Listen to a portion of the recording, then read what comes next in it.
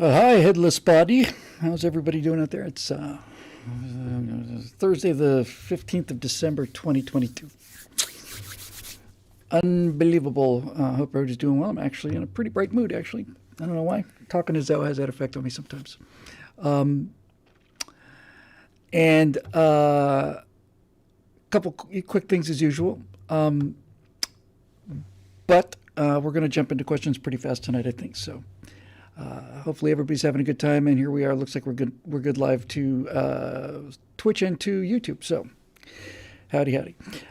So everybody, be sure you write down the name and the write down the date and the time, because it turns out that I have actually made a mistake. I've been wrong about something. And I'm going to have to publish, not a retraction really, it's more of a correction is a term I'd like to use.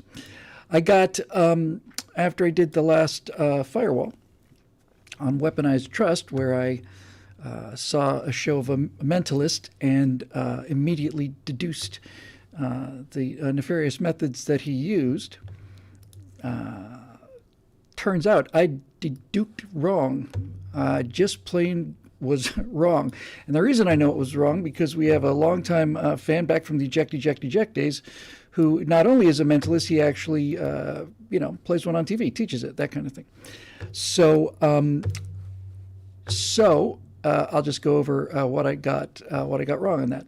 So, for those of you who have seen it, and those of you who have not, I saw a show about a mentalist, and I was talking about how people build trust and how they basically use a lot of blind spots and so on. And I said, because I thought it was the only explanation possible, that the only way to explain this is that these people who he was calling on were actually part of the play. They were players. They were actors in the play. And my friend the mentalist called, and I spoke to him for about 2.5 hours on the phone this morning. And the initial email was, Bill, you've got a lot of stuff right, but you got the main thing wrong. And the truth is, it's even simpler than that. And I thought, oh, that's good. That's cool. So for those of you who didn't see it, just a super fast recap. So the mentalist did various feats that seemed impossible, and of course they were. And the ones that I pointed out were, he asks a guy who catches a balloon to name his favorite fictional character. I left a lot out of that because I wanted to protect the performer. I didn't want to completely rat the guy out. So I did not include, but what actually happened too was he gave the answer. He said Luke Skywalker, and then he said, the mentalist said, pop the balloon, and inside the balloon was a rolled up piece of paper, and inside the piece of paper, unfolded it said Luke Skywalker. And I said, I don't believe it. And I couldn't think of another way to do it. And likewise, the prodigious feats of memory that I told you about, where he says he memorized the first 277 pages, pick a page, any random page, and so the person did, and he memorized. He repeated back the first paragraph of the 2 pages, and I thought, no, but there's no way this guy's memorized 300 or 277 pages. No way he's memorized the first paragraph of 277 pages.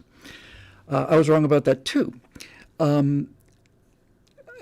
Eric Blake asked the normal question. Bill, if this mentalist is a friend of yours, why not ask him about your deductions before I made the video? Because he wasn't a friend of mine before he made the video.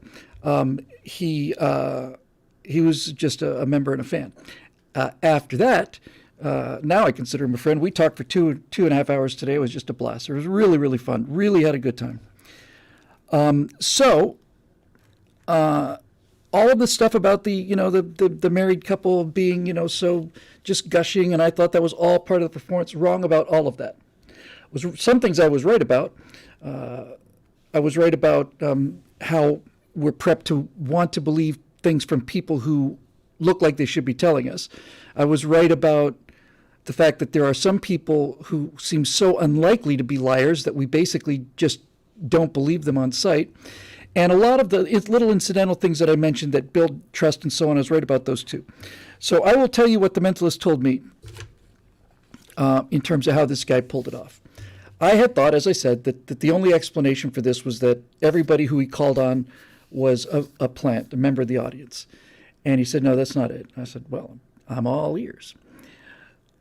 What happened was you would go into the theater, as I mentioned in the video, and they would hand out little slips of paper and fold them up, and you put them in an envelope, seal the envelope, and then put them in a big old goldfish bowl.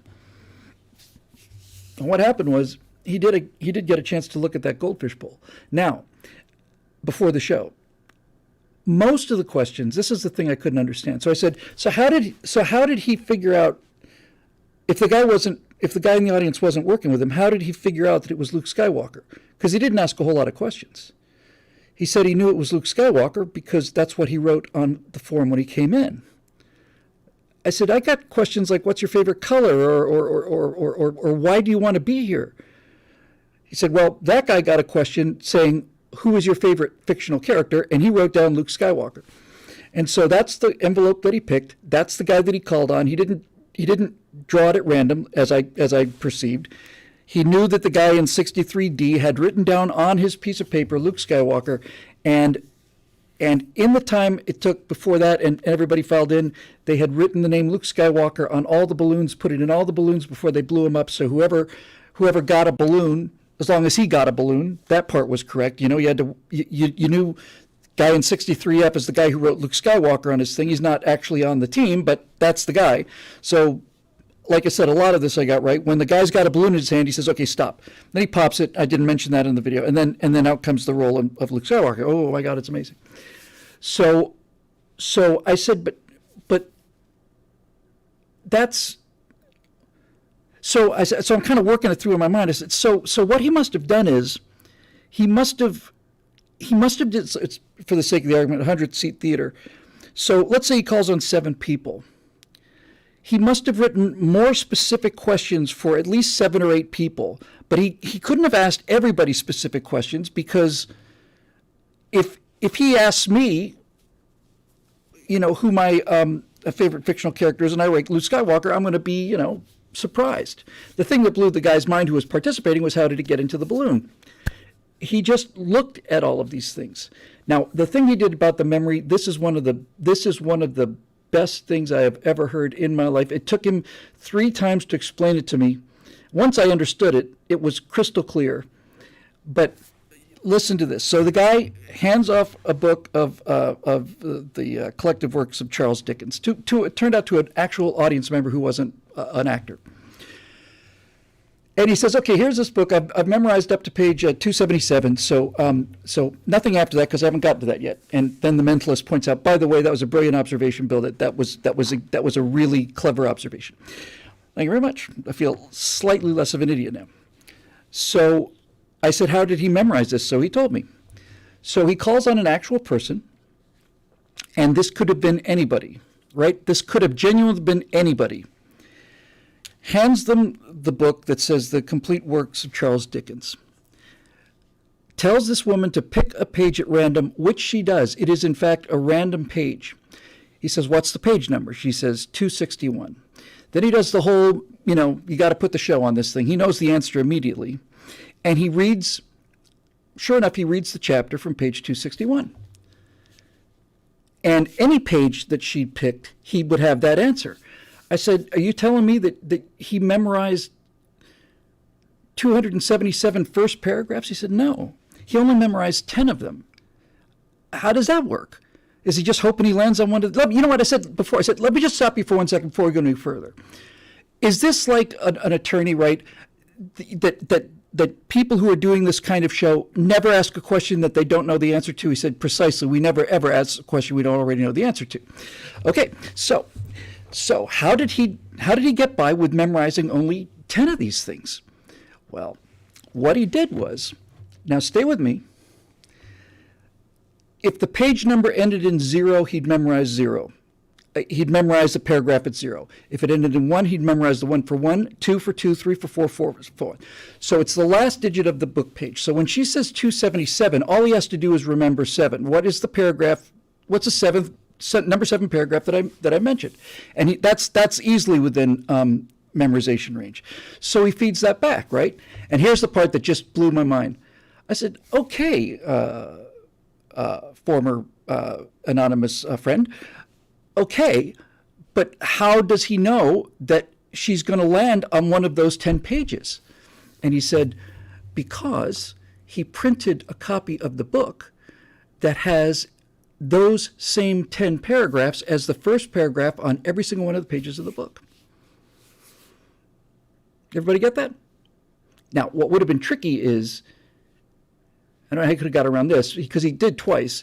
If somebody had said 177 and then said 77, he'd be in trouble because it'd be the same paragraph. But almost never people would not repeat the same numbers. It's got to be like a mind game. He simply printed up a copy of the book, and he changed the first paragraph of every single page to be, if it was a page that ended in 0, he had the 0 paragraph thing. If it ended in 1, he had the 1 thing done. I just fell over when I heard that. I thought it was absolutely brilliant.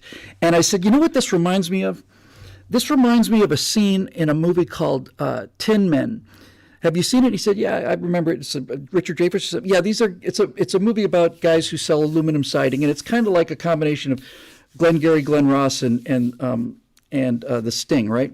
Because these guys are basically shysters. There was a big period in American history where all of a sudden everybody wanted to put aluminum siding on the wall, on the outside of their house, made it look like, like slatted wood. It never had termites. You didn't have to paint it, blah, blah, blah. So there was a lot of that going around. And I said, it reminds me of this scene in Tin Men. And the two guys are talking, I think, as I recall, it's been 25 years or something, but the two guys are talking about one of these guys who was a salesman, and he was a legend, right? This guy was a legend. And they said, yeah, you know what he did? They would go out and measure the house with a yardstick, right? A big old yardstick, which is 3 feet long. So he'd go out and measure this house with a yardstick, and he'd bring the owner out there. Right, let's have a look. 1, 2, 3, 4, 5, 6, 7, and he calculates it that way. And he said this legendary salesman that they were talking about. Mike is clipping a bit? Okay, that's good to know. I'll turn it down a wee bit. This legendary salesman, the two salesmen are saying, he cut 4 inches out of the middle of the yardstick because nobody looks at the middle of the yardstick. So he wasn't measuring every 36 inches. He was measuring every 32 inches, which meant that he could sell more of it because he's using a shorter measurement. Instead of it being, 30 yards long, it's actually 40 yardsticks long. And I thought, man, that's just fantastic. Nobody looks at that was the line. That was the line I remember so clearly. Nobody looks at the center of a yardstick, especially if he's holding it like that, right? So I thought, wow, fantastic. That's really cool. Let me think if there's any other examples that he gave me. No, it was all pretty much variations of somebody would get a question, and the question was, what is your happiest memory? And he went with that one, prepped everything backstage for the wedding thing, and all the reactions on that were good. One of the reasons he got that these guys get away with it is because, and this was something I had to kind of deduce and confirm with him too, is that the information that they would take in, that they knew, the information that they would act on, they separated that a great deal of time later than when they actually asked the question. So for example, he says to a woman, has her write down on the form, what's your favorite number? Okay, my number is, pick a number between 1 and 100. 63. Okay, so we know the woman in 10J has said 63. That's her favorite number. So then he'll go on and do all kinds of other things, right? And he'll ask somebody to visualize something, right? I want you to concentrate on something. I forget the actual details. So he'll be talking to somebody else, and then he'll say, "Where are you? You were the person who what did you say your favorite number was?" Well, before that, rather, you're saying, I'm getting before you ask the question, I'm getting oh, it's so weird. It's like I'm seeing like ice flows or like some kind of broken glass, because the spirits can't just come out and tell you. We all know the spirits are all pretty vague. So he's doing this whole thing, and then he goes, cocktail. Why is the word cocktail so important? And he's got the guy staring at the dictionary. That's what it is. And earlier, this woman said her favorite number was this. And he says, "What did you say your favorite number was again?" She said 63. He says, "Go to page 63. What's the first word on page 63? Cocktail."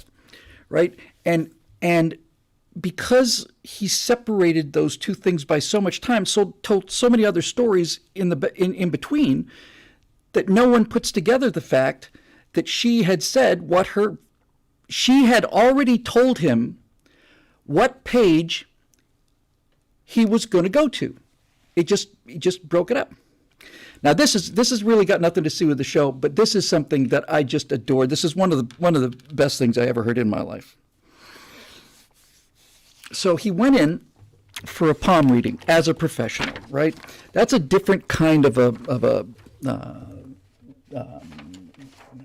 gambit. So he goes in just as a professional, just to see the technique. He's got some time, and he sees there's somebody there as a palm reader. So he goes in, and it's like $100 for 2 questions. So, okay, that sounds like it might be worth seeing. So again, he sees everything that he's expecting to see. He goes through the beaded curtains, and then there's all this incense, and it's a dark room with lots of, red velvet, and the woman is kind of heavy set. She's got dark hair, and ear, rings and a headdress thing, and she looks exactly like a gypsy, exactly like what you would think she would look like. She's got a gypsy kind of accent.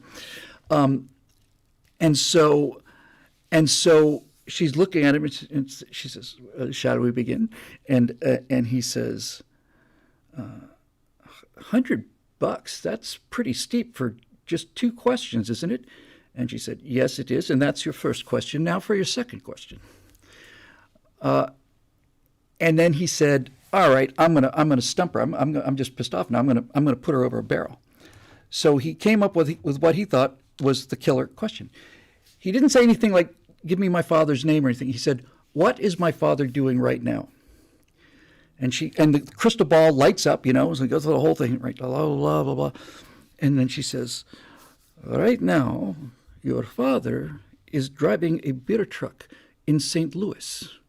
And he goes, "Ha! Wrong! My father died 7 years ago." And she says, No. The man who married your mother died 6 years ago, but your father is driving a beer truck in St. Louis." That was simply the most brilliant thing I've ever heard in my life, ever. I just could not get over it. It just made me so. It just filled me with admiration, right? Because there's no refuting that. No. The man who married your mother died 6 years ago, but your father, he's driving a bear truck in St. Louis right now. Genius. Let's see if there's any other notes here just real quick. I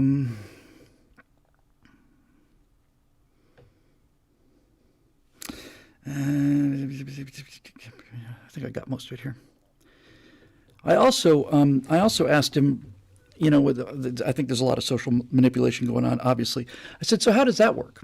He says, well, you were right about things like Fauci, where Fauci looks like you would expect him to look. He even sounds a bit like you would expect him to look. That kind of obnoxious, New York accent, but he sounds like a guy who's done all this stuff.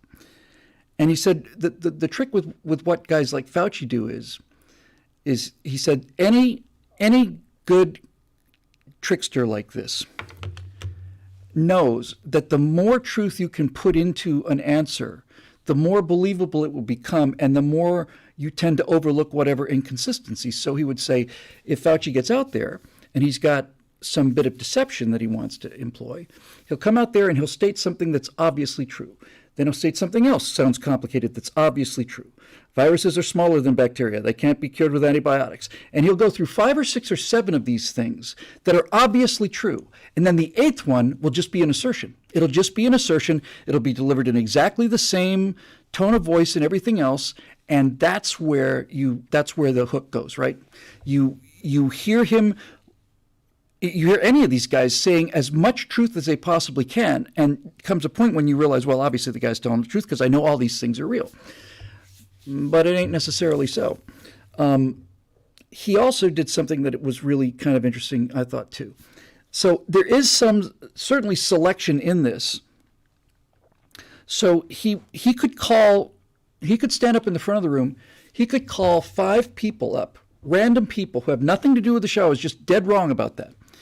But he can he can look for certain qualities in people. He can tell from just how far they're leaning into it. He can tell who's already on board, who actually believes this. He can also see, if the husbands are sitting there like that, So he's got a decent idea of how much on board they are.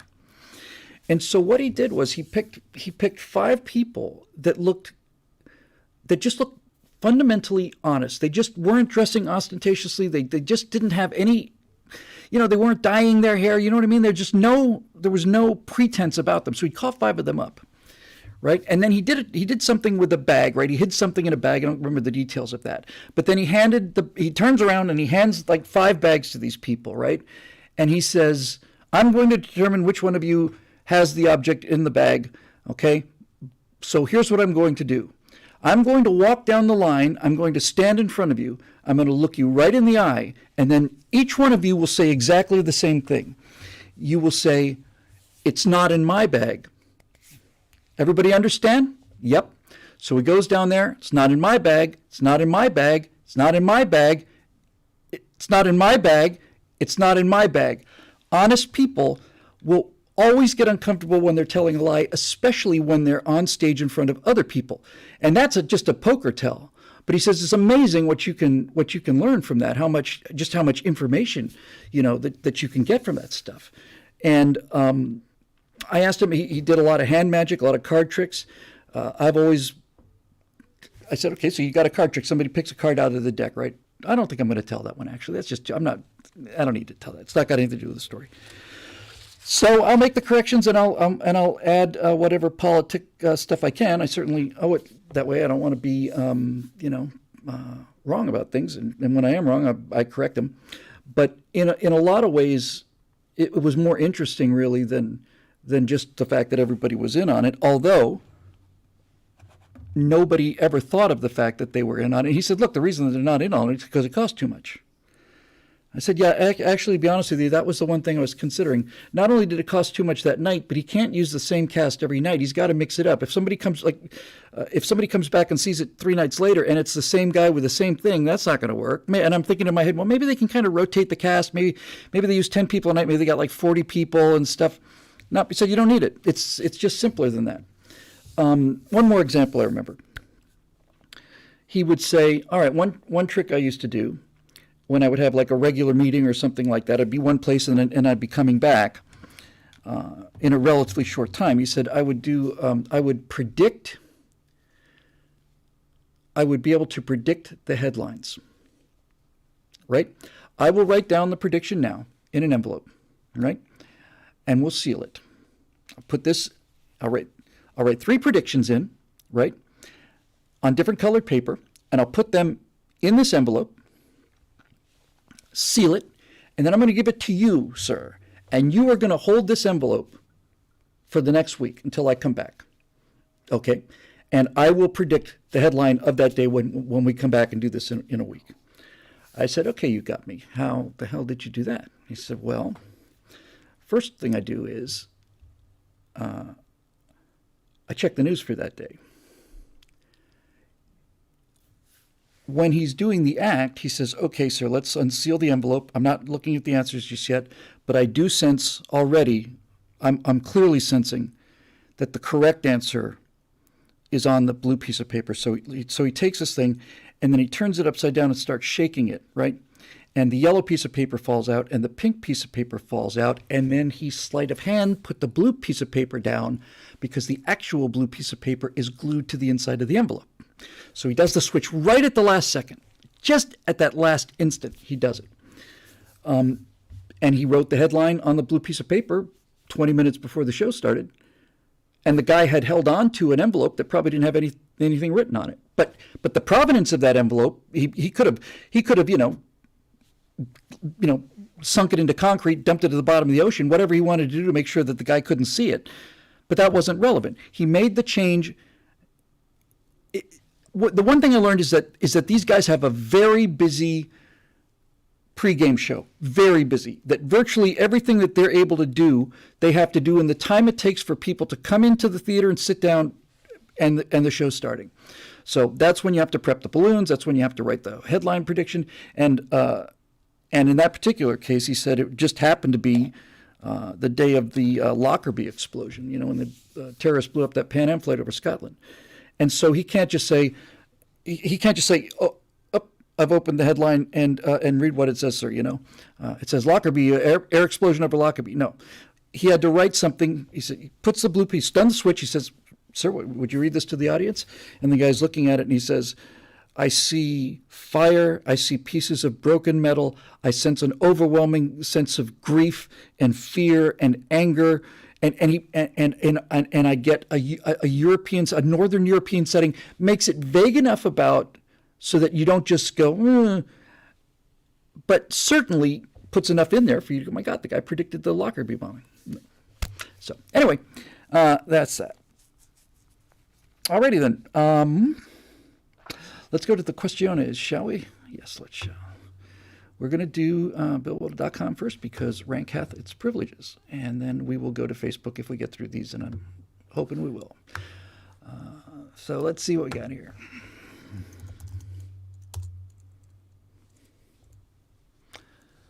Once again, I'm going to have to put on the cogitation spectacles. I can feel it. Come on. Extend.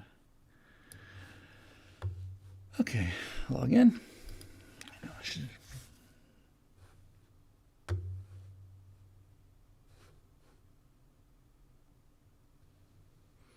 Forum.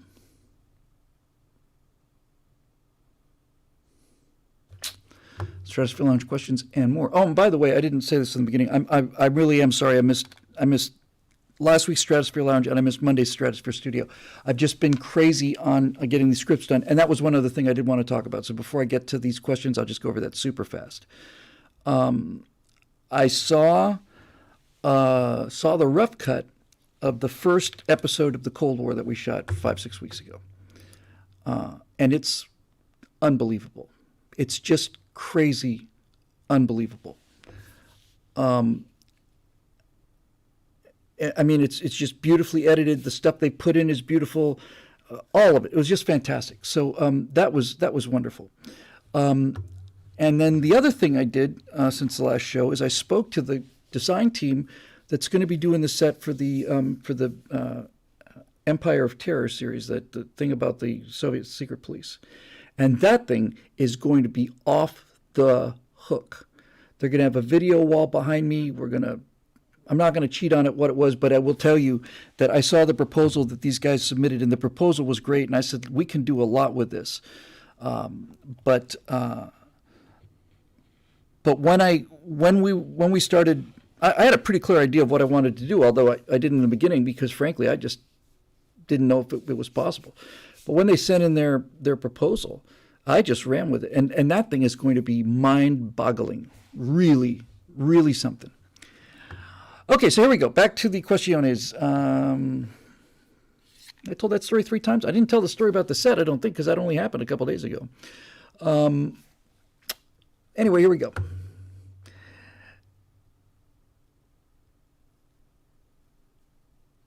Oh, here's Ian Nolan again he says, this is not a question, it's just a bunch of links, and he's just always been so good about this.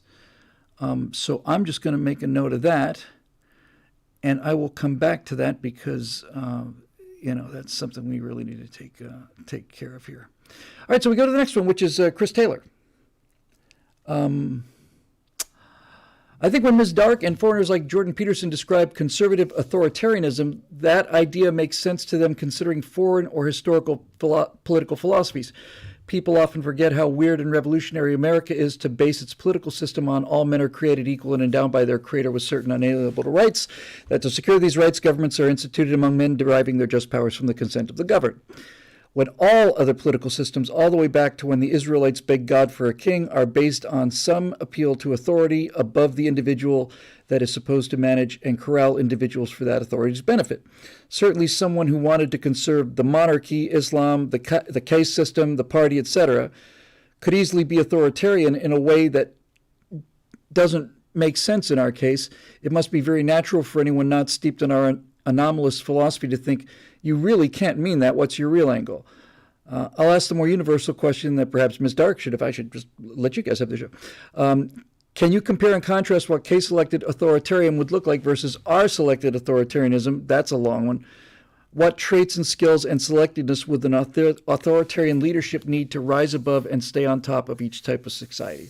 Okay, well, that last part about, I've spent a great deal of my time in the last 3, 4, 5 months, a great deal of my time in gulags and in dungeons run by fully authoritarian secret police.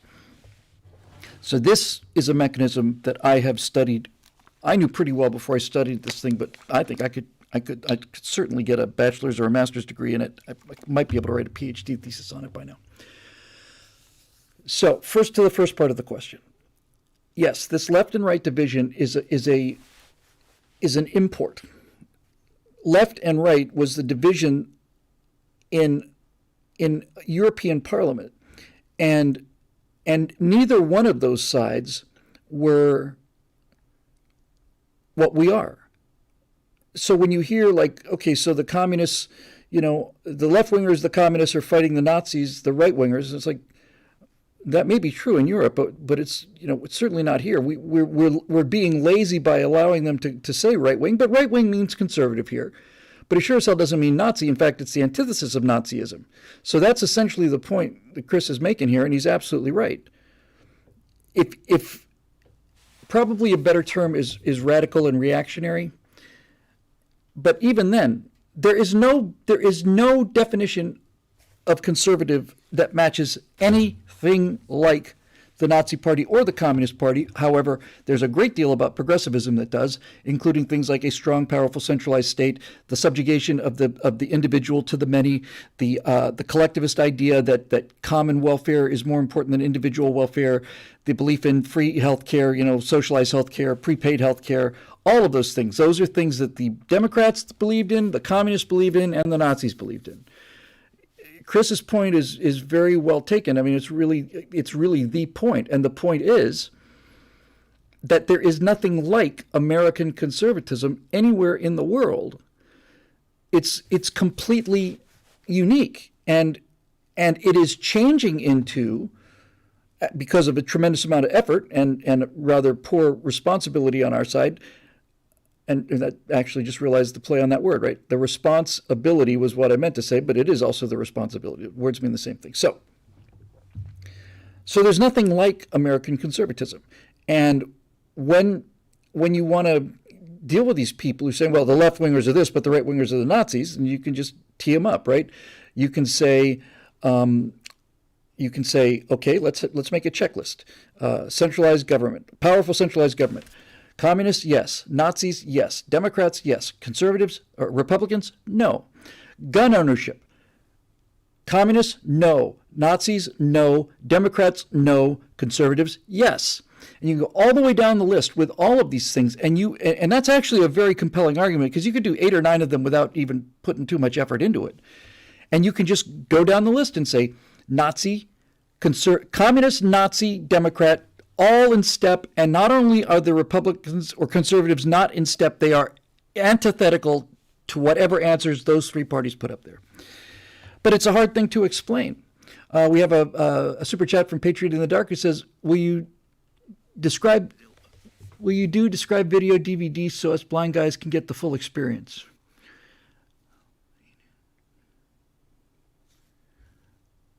I don't know if I entirely understand that, Patriot. Please do not, you don't have to pay for another super chat. If you could just rephrase it, I don't think I can quite understand it. So anybody who claims to be an American conservative and is an authoritarian is by definition not a conservative, as I understand the term. The entire idea of American conservatism is individual freedom, look, it's real simple. Leave us alone. That's it. That's American conservatism. Leave us alone.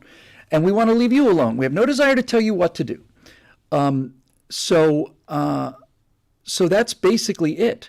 Oh, subtitles and captioning, Marusha thinks. Well, I don't know if that makes sense so the blind guys can get the full experience. Okay, I'm hoping to get an answer for that. Describe what's going on in the video. Oh, okay. Well, to be honest with you, Patriot, I don't really do anything other than talk on these videos unless I'm missing something, right? I mean, virtually everything I do is just as effective on audio only as it is on video. I just read stuff. So it's not like I'm doing all kinds of tricks. Oh, I know. Like, for example, okay, I'm with you. Like on the last one, I said, well, and like this guy, and it was James Comey, or you need this guy, and it was Fauci. Hopefully that's what you're talking about. Yeah, I did that. I don't do that very often. I did it for dramatic effect. And since I don't do it very often, I don't know if I want to promise not to do that again, as much as I deeply appreciate the support and as much as I'd like everybody to get the message. There comes a time when that just kind of needs to be there. Now there are a bunch of other videos that are completely different, and I will give that a lot of thought. I have 3 scripts to deliver by Christmas, and I have another 4 to finish in January. But I really do want to get the first of these "Don't Be an Idiot" series out. I talked about them last time. I'm not going to talk about them again, but I think those would be really interesting, different comment, and badly needed, because, man, when I would do things like the What We Believe series or the Virtual Presidency series, those were designed to ammo up people with information on what nobody seems to have learned about our country. But now the educational system is in such crisis that, people, Gen Zers, can't name 3 other countries. They can't name 1 other country. What's the capital of the United States? We have a capital? This kind of thing. So anyway, I want to get to that. Now, that will have a lot of images in it, and I don't really know what to do about that, to be honest with you. It will still be me talking nonstop. It's just going to be a lot more pictures. So in things like that, what I can't do is if I'm doing something like the "Don't Be an Idiot" about flying, right? And I say, okay, so this is what a wing looks like, and you'll notice when we increase the angle of attack, that you start to get this turbulent flow, and I can point to that. But what I really can't do is say what we're seeing is a series of streams of smoke that are going over an airfoil in the air. It just comes a point when I just can't really do that. And obviously I know how subtitles work for people who are deaf. I don't know what the usual mechanism is for people who are blind, other than, I guess, to have some kind of voiceover narration. It's possible. See, I can't even put it on a separate channel. I was playing the bottle cap, wasn't I? Yes, I was. All right, there you go. Let me think about that, because I would like to accommodate everybody if I can, and that one's a little tricky. And then just back to the end of this thing is, can you compare and contrast what K-selected authoritarianism would look like versus R-selected authoritarianism? I'm not going to go into RK again, done it 100 times, but for those of you who are new to the show, R represents the kind of collectivist thinking, and K represents an individualist thinking. And I think on some level, to answer your question, Chris, is that K-type, individualist-type authoritarianism is a contradiction in terms. It's an oxymoron. Wolves obviously have their own internal hierarchy, their own pecking order, but wolves are not determined to influence the mass, because wolves go where the hell they want to go. A whole bunch of sheep, however, are steerable. You can herd sheep. You can't herd wolves. And so authoritarianism is not only not something that real conservatives want to impose on other people, it's something they seem to have an extraordinarily short temper with when it comes time to have somebody impose it on them. If you're a collectivist, on the other hand, you realize that you're just another cog in the wheel, and if that's your job to go, fall off the cliff for the greater glory of the state and dear leader, you should be proud and humble. So but your main point is really well taken, and we shouldn't let people get away with that, because in Europe they would say the left are the communists and the right are the Nazis, and here we say the left are the liberals and the rights are the conservatives, and people make that connection, and that's a problem. It really is. It's a real problem. I think it was who was it? Tip of my tongue. Come on. That doesn't matter. Somebody described Jonah. Is it Jonah Goldberg? Before he went nuts. He said, talking about Nazism versus conservatism. I'm sorry, Nazism versus communism. He said, those aren't antithetical systems. Nazism versus conservatism. I'm sorry, Nazism versus communism is Coke versus Pepsi. We're not a cola. Those are two different flavors of cola, and I think he's pretty much got that right. Okay, second time, podcast artwork update. Bill, how about changing your podcast art as a quick and easy way to help reach a wider audience? Could be as simple as dropping in some artwork you already have. The Patriot at the podium is a dashing fellow, but he might as well be wearing a tricorn hat when the next generation is concerned. Okay, good point. Give the alienated young who stealth listen to your forbidden wrong think some cover by switching to something cool and enigmatic, such as below for maybe one of your spaceport renders, as Road Rider suggested. Here's a piece of artwork. And wow, okay, some thought went into that. If I really, really wanted to get people's attention just through the thumbnail, and I'm not saying that this is a good idea, but if I wanted to, I have on my phone, I bet I've got 60. And I did hundreds, probably thousands, but I've got 60, at least 60 images that I created using that artificial intelligence thing that I was so busy with. You all saw the ones I did on Jack the Ripper, but I've done them on a bunch of subjects, and some of them are just freaking, well, they're just damn disturbing.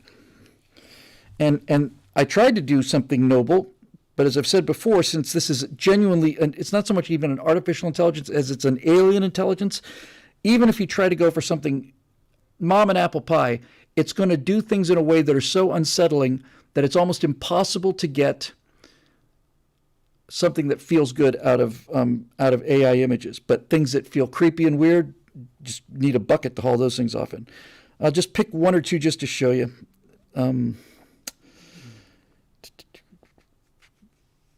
you, swine? All right, I'll get him here. Because, I mean, I've got a bunch.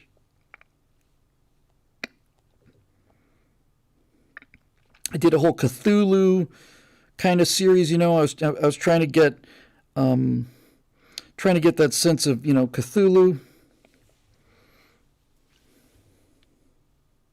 I know it doesn't hold up too well on the phone.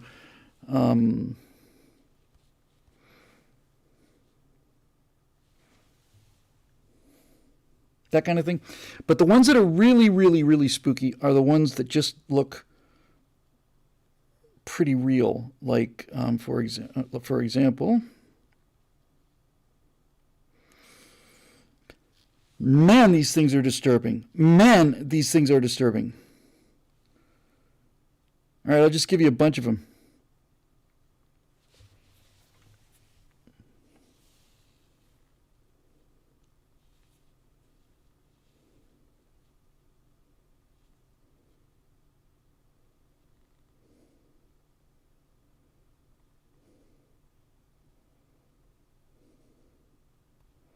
Isn't that cheerful?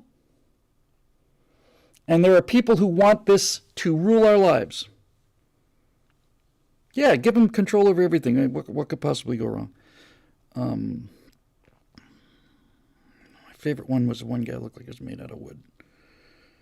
Anyway, you get the idea. So, yeah, if I wanted a thumbnail that had nothing to do with anything but really got people's attention, this thing is, it's just, I haven't looked at this in months, but my God, it makes the skin crawl.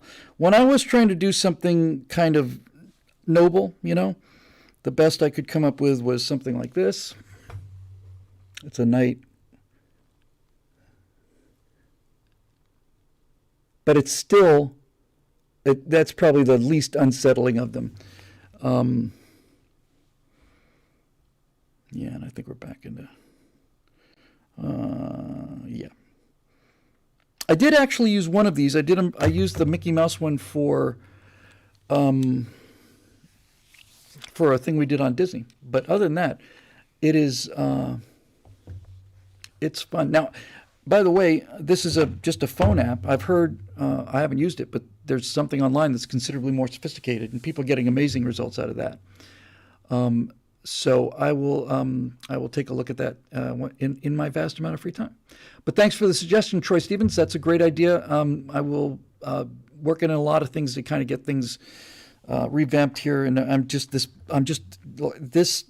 series that I'm writing, I'm just bleeding out. I mean, it is so much data and so many stories and so many things going on.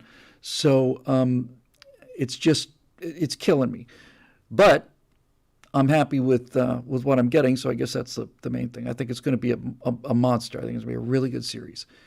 And especially this one, because I'm just sick and tired of hearing Gen Zers or millennials or boomers or whatever for that matter, talking about how great socialism is and how awful capitalism is. I'm going to show them the murder. I'm going to and the set design that we did is there to make sure that you are never comfortable watching this. All the time you are just like, holy cow. Let's see what we got here. This is Kyle Brandt. Hey, Kyle. Hello, Bill. I just wanted to ask if you'd consider possibly doing a tabletop system for the Colonies universe once it's fleshed out enough to have one. I played a large variety of different systems, never Traveler, though, unfortunately. There are several that are very good, but all of them seem to be going woke, except expecting you to create your own Donald Trump to defeat with your diverse and inclusive cast of characters with division and inclusivity. Yeah, I get it. I have a decent range of experience with different systems and would love to see your help with making a colony system. Sold, Kyle. Sold. That sounds really, really cool. Can you come back with this when I get this series done? When you see me starting to show some stuff from the colonies again, because I'm just every moment. I've said 100 times. When I wake up in the morning, the first thing I think is, "My God, I've got so many scripts to write." Before I go to bed at night, it's like, "My God, I just should have gotten more of the scripts done." It's just nuts, but it's getting there. We're getting through it. Sometimes you need, in fact, all the time, you need an angle. And the episode on Lenin, I knew exactly what I wanted to talk about. I had the data, I had the quotes, I had all of the facts. I couldn't find a story that got me into the thing, right? And I don't want this to be an Apollo and Civil Cold War, America's Forgotten Heroes. I like to think that none of them were just like in 1846, but it just, what's the story, right? What's the story? Am I losing focus? It looks like that, or I'm losing my mind. So I had to find a hook. I had to find a story. Hang on a second. I think I'm going to see if I can fix that soft focus here. Real Swamp, which says capitalism unchecked is what we have here. We actually have what we have here is called mercantilism. Some people call it crony capitalism, but mercantilism is a better term. It's the union of the private sector and the public sector, where the government writes laws to protect big companies. Then big companies make large donations to get people to vote for those officials, who then go on to make more big laws. And we talked about this before, but capitalism was a term that was coined by Karl Marx, and it was coined by Karl Marx because it made it sound exclusionary. So there you go. Marusha Dark, topic, American Civil War. Bill, correct me if I'm misattributing this, but I believe you said on a previous occasion that you don't think civil war could come to America again because last time the states were split by territory, whereas now they're not. That was me. Whether that was you or someone else, I've recently been thinking about a way in which we could still get to that point. With how polarized our country is becoming, you have the red team moving to states like Florida or Texas, and the blue team moving to states like New York or California in an attempt to get away from each other, not just politically, but geographically and personally. Some even go so far as to cut blood bonds with each other over a single issue or symbol, brother against brother. Few people seem to be going back the other way, which will just create a positive feedback loop. Get enough of this movement, and you effectively have that territorial divide along ideological lines, just like in the 1860s, only this time it'll likely be heartland versus the coast. What do you think of my hypothesis? I think I think your hypothesis is sound, but you've still got an enormous issue that you didn't have before. It was You did not find anybody who was an open abolitionist in the Confederacy. I'm not saying there weren't any, but you didn't hear them talking out about it. And you had the Mason-Dixon line, and you had that line that had been there for 80 years or something, legally. This part we need slaves, this part we don't, and people had grown up either in a slave-owning state or in a free state. And so when that war started, nobody had to move anywhere. Now, I understand you've acknowledged that in your question, but for this to really work, you have to move. The huge majority of the population has to be willing to move to get away from this. And I don't see anything like that happening yet. There's no question that California is bleeding red and becoming bluer. Jeremy over at Daily Wire corrected me on this. I had thought from the beginning for 10 or 12 years what most people would assume, and that is that the people leaving California for Texas or Florida were going to turn Texas into a more liberal place. But what he found out from research was, as it turns out, the people leaving California actually made Texas redder, because the people who went to the trouble, and walking away from California is not easy. People who moved from California to Texas were so conservative that they simply couldn't stand to be here anymore. And I can relate to that, boy. So that's a different thing. Despite that great series that the Babylon Bee did, most of the Californians who leave California are people who are leaving California because they're conservative, not liberals who want to go live in an economy that works, although surely there must be some of those too. Scratch Paper Games, I'll get back to you, Marisha, says for $10 super chat, I run a small home improvement business in Wisconsin, voted for Trump both times, but today hurt. People all around me are working longer and harder, and it just keeps getting worse. Any encouragement? Yes, I think I probably do, Scratch Paper Games, and maybe I can get to it in this question here, because this is kind of about that. So hopefully I can get to that for you. Okay. Yeah, I did not hear anything about Trump releasing trading card NFTs, and everybody is.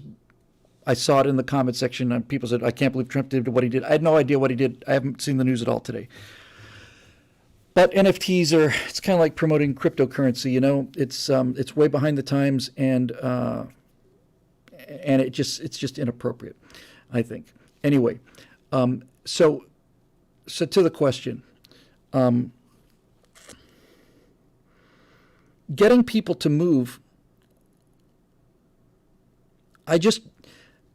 really, how much, so if they win in California, like a blue state, right? And let's say that, I don't remember what the number, somebody will probably tell me. So let's say that Biden wins California by, let's say really out on a limb, he says it wins 60-40, right? But still 40% of the population is red. That's it's 20 million, 25 million people. And to expect all of them to get up and move, we got to remember, too, that we take this stuff a lot more seriously than your average bear. Part of that is because we know the consequences better. We're better educated on the history and where all this stuff leads. But certainly, if you're watching the show or you're concerned about it enough to be thinking about moving, then you are a political junkie. Actually, as it turns out, it's funny you mention that, because in my conversation with the Uber mentalist this morning, he actually had a statement that I thought was absolutely perfect and actually kind of pithy. So I was talking to him about, okay, so why is it, what psychological mechanism is going on where anybody can look at the Epstein thing and there's no question he was murdered, and some people still don't believe that he was murdered. Some people say, no, he must have hung himself during that 12-minute window when the solid-state electronics on the camera went out and then came back on again on its own, right? Some people believe that because they can't face the consequences of it being true. But he said this. I said, why are we taking it? Why aren't we doing anything about it? And this is the direct quote. I wrote it right down. He said, because people will not make a change until the pain of change is greater than the pain of staying the same. Ba-boom. Right? The pain of change has to be greater than the pain of staying the same. And that applies to your moving business. Moving is a stressful situation. California is paradise in terms of climate. That's why all the idiots are here. I've never met stupider people than I met on the beach at Santa Barbara in 2003, and that was the most beautiful place I'd ever seen in terms of climate and sunshine. It was just incredible. You can be really, really stupid in a climate that good. But so you're talking about, you're talking about tens of millions in terms of the country. You're talking about 100, 150 million people that would have to move in order for this split to be viable. So I don't think it's going to come to shooting war. I just think that we're going to continue to see what we're seeing. So you're right about that. People are going to leave the red states, go to the blue states. Nobody's leaving red states to go to blue, but in any event, as the states get bluer, as conservatives leave blue states, New York's in this package too, and go someplace else, they tend to be the conservatives. That means those states get ever bluer, and then all the other sensible people go, and so on. Now, here in California, there is serious talk about passing a reparations bill. And on a state California level. And I'm virtually positive that would be the trigger for me, right? It's not them coming to take my guns. If they're taking 13% of my income, to pay reparations, I don't see how I can stay with that. But then again, I'm not a single guy. I get 1 out of 2 votes, and I may be Speaker of the House, but I only get 1 out of 2 votes. So there you go.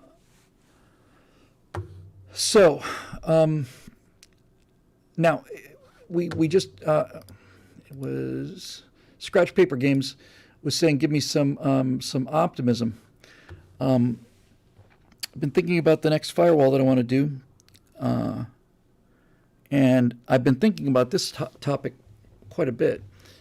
I came up with a name that I like for it. I want to call it MECO, which most of you know is an acronym for Main Engine Cutoff. And my argument is going to be the reason that you have staging in rockets is because you need a lot of thrust when you're sitting still on the pad and a lot of fuel. So you are just burning fuel like a maniac. Most of the fuel on a Saturn V gets burned off in the first, minute, probably, minute and a half, terms by weight, right? So in order to get this thing off the pad, you have to have all of this thrust and all of this fuel. But once you get up to a certain point, it's a engineering point. Once you get to a certain point, the advantages start to get outweighed by the disadvantages. You're essentially comes to a point where you start pulling dead weight, right? And even though you're going to shove those engines into the ocean, you can't get there otherwise. So once you burn through 2/3 of this rocket, which is the first stage, 60% anyway, once that stage is out of fuel, you drop it. So that means that the second and third stages and the capsule don't have to carry that first stage weight around. It just drop it. Staging. This is the only way to do it. Same thing with the second stage. By this point, you're even higher, even faster. We don't need the dead weight from the second stage anymore. Goodbye.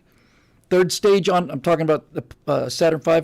Third stage goes into orbit. Third stage pushes you towards the moon, and then you turn around, pull the LEM out, and then the third stage disappears. And you got 365 feet of a Saturn V, and all of that is to get that tiny, tiny, tiny little capsule back home. That's all. That's all that comes home.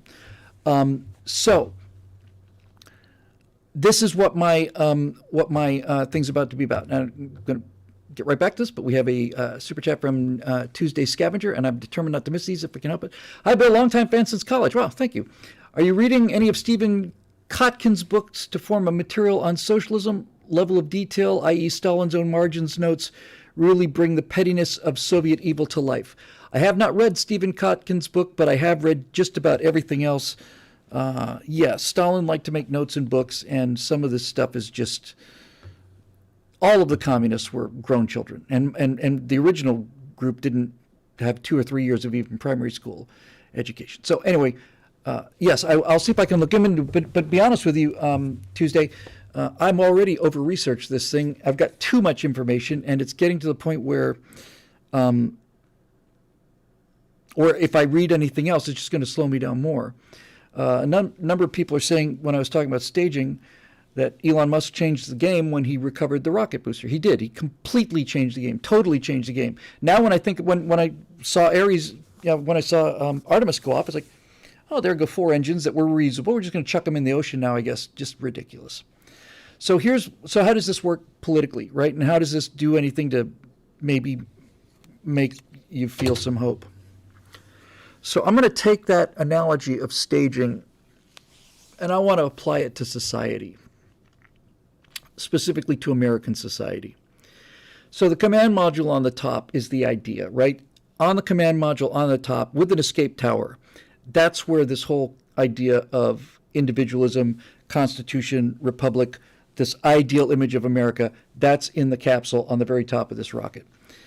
And where we are now is I'm increasingly beginning to think that we are now, actually I was going to make this point in the middle of the video. Right now, the country, as a country, is at max Q, maximum dynamic pressure. When a rocket goes up, it starts out in thick air, and by the time it gets into orbit, there's no air at all. But it also starts out slow. So max Q is the point the rocket is accelerating, accelerating, accelerating. That's increasing air pressure on the rocket, but at the same time, the air is getting thinner, and that's decreasing air pressure on the rocket. So there is a point where it is now moving fast through relatively thick air, and that is when the peak aerodynamic stresses are. Before this, it's going faster. After this, the air is getting thinner. So that's max Q. And that's kind of where it feels like we are right now as a country. Like we're at max Q. Once you get through max Q, it's time to drop the first stage. And that's most of the rocket. And what I mean by that is I'm becoming more and more convinced that the damage that is done is so severe, and the weight of carrying these progressive ideas is so overwhelming. By carrying them, I mean living with their policies and trying to overcome them, that I think it's time to just take progressivism and all of this trans stuff and all of this garbage, and it's just time to cut it loose. Goodbye. You can, if you want to go crash in the ocean, that's probably where you're going to end up. Not my problem. We're going, right? When the Apollo 11 command module is in the Smithsonian Institution, you know where the Apollo 11 first stage is? Who cares, right? Who cares? We threw it away. It doesn't matter. We threw it away. Now, I don't have an answer to this yet, but in other words, I know where I want to go. I just don't know how to get there. And maybe you can't get there from here. But if you think about it in terms of society,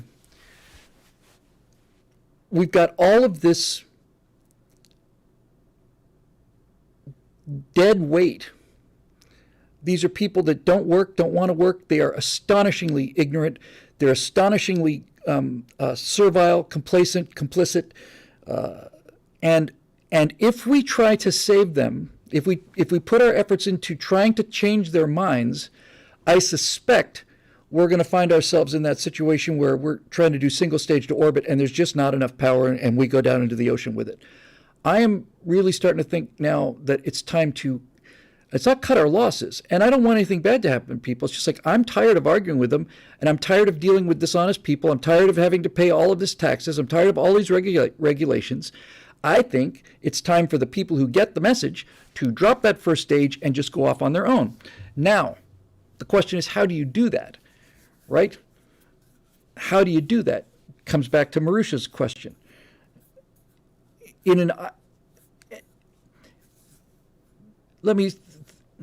So I think what Marusha was saying is you get everybody to move, and then you've got states that are one way and states that are another way. I think what's probably going to happen is that the state will come first. If Texas secedes from the Union, I'm moving to Texas. If Oklahoma does it, it doesn't matter. I'm going, right? So it's like the political it's not a question of people move and then the politics change. It's like almost like that politics have to change so that people are willing to move. Like, I want to get out of California because of the politics. I want to stay here very much because of the weather, the scenery, and all that stuff. But the main reason I haven't moved is because wherever I go will certainly be better, but will it be fundamentally different? You know, I mean, I'm still going to have to deal with the federal income tax, still going to have to deal with federal regulations and so on. If, on the other hand, if a state were to leave the union, now it's a whole nother ballgame. And if that happened, I think the most independent minds would move to that place, and within 5 years, that state, whatever it is, even if it's Rhode Island, that state would have a greater GDP than the United States in certainly in 10 years. Because all of the innovators, all of the hard workers, all of the entrepreneurs, all the people who want to be left alone so they can create other things will be gone. Now, I married a woman from Siberia, so that means I'm never going to be able to live anywhere cold, which is fine. I never have, and I'm sure I take it for granted. Spanky says, Bill, come to southern Utah. St. George is beautiful and warm. I'm sure it is. And there are many other places that I liked very much. But, so really what I'm saying is, yes, the push out of California is heavy and increasing. But there's no real pull, right? The only pull is to get away from the push. But if there was a pull, like not only if you were living in someplace much better, would you still want to move here? Did I forget Eric's super chat? I really have a real problem with these super chats. I really do. This is why I didn't want to do them in the first place. I didn't get it. So now I feel like I've stolen some money from somebody. I didn't see it. I didn't get it. I don't know how to find it.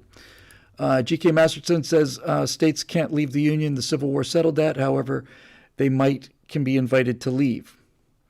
Okay, well, and another one for $2 from Stu Sasser. Mid-Journey version 4 is amazing AI. I will check that out. Thanks. I like Idaho very much. You get the idea. I gotta stop looking at these things and try and catch as many as I can, because if I had a producer, this would be a different story, and I don't. Political Animal says, Bill, are you living under a rock? Common sense is the pull to red states. Yes, that's true. It is. Common sense pulls me to Florida. But I lived in Florida for 25 frickin' years, okay? And I have no desire to go back to Florida. None. I grew up with the mosquitoes. I grew up with the humidity. I grew up with the heat. I grew up with the flat, boring, straight, swampy, smelly mess. I spent 25 years there. Right? And now I come out here to a place that's air conditioned outside. I've got mountains, I've got ocean, I've got all of this tremendous stuff. It's not just a question of, gee, the logical choice is to go there. I'm well aware that that's the logical choice. There is a lot about here that I like. And if I went back to Florida, most importantly, this hair would go away. I'd be wearing that same freaking brown pom-pom I wore my entire life. No, thank you. I will do my best, but I'm sure there is a point when it will overcome all of that. And Eric Gotts says very nicely, no worries, Bill. I send super chats for you to get funding, not to hear my ideas read back to me. Love from Brisbane. Anya, Aussie, thank you very much, Eric. Okay, so we got the staging idea. So how do you actually pull that off?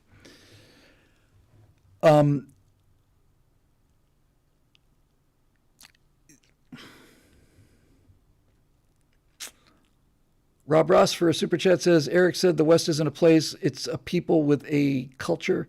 Perhaps it's time to migrate that people to new shores. Yes, this is the issue. If there were a freer country in the world, I would move there. But there isn't. And so you're left with the question of, well, then how do we recover this one? Well, the staging argument says you can't carry that weight. It just can't. It's just too heavy. It's too much. You've got to cut it loose. So what do you do about that? Obviously, if you found a place that, if a state were to leave the Union, yes, it's true. The Civil War proved that it's proved that it's not legal, but it's funny how war solves things, right? But put that aside. However it were to happen, then it would be pull and a push, and I'd go. And I'll tell you something else. This is why I'm kind of limited in my choices, because I'm married now. But if it were up to me, and they said we're going to take Alaska out of the Union, or we're going to colonize Antarctica, I'd go. I would go live in Antarctica. It'd be like much easier than living on the moon or Mars, and I was willing to do that. Wherever it is, if you could go someplace to get away from all this, I'd go. And so would millions of other people. And the people who would go would be the people who you want to be around, right? So I don't know how this works exactly. There's a possible way to think of it in terms of a virtual community, where even though the payload is dispersed all across the United States geographically, virtually they could be working together. That's got a bit of the common sense resistance feel to it, where you are only going to do business with people who you know to be trustworthy, honorable people. And you just ditch the rest of them. I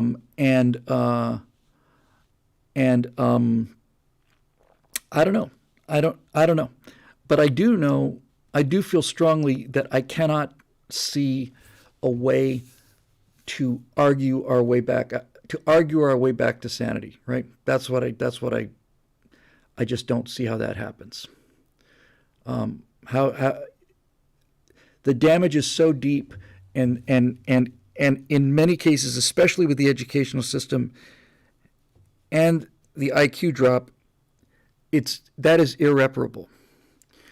This is not news or anything, but every day more and more information, more data comes in saying that it was the kids who were in third grade, all of them who were in schools that had masks and were shut down for a year and then had to wear masks.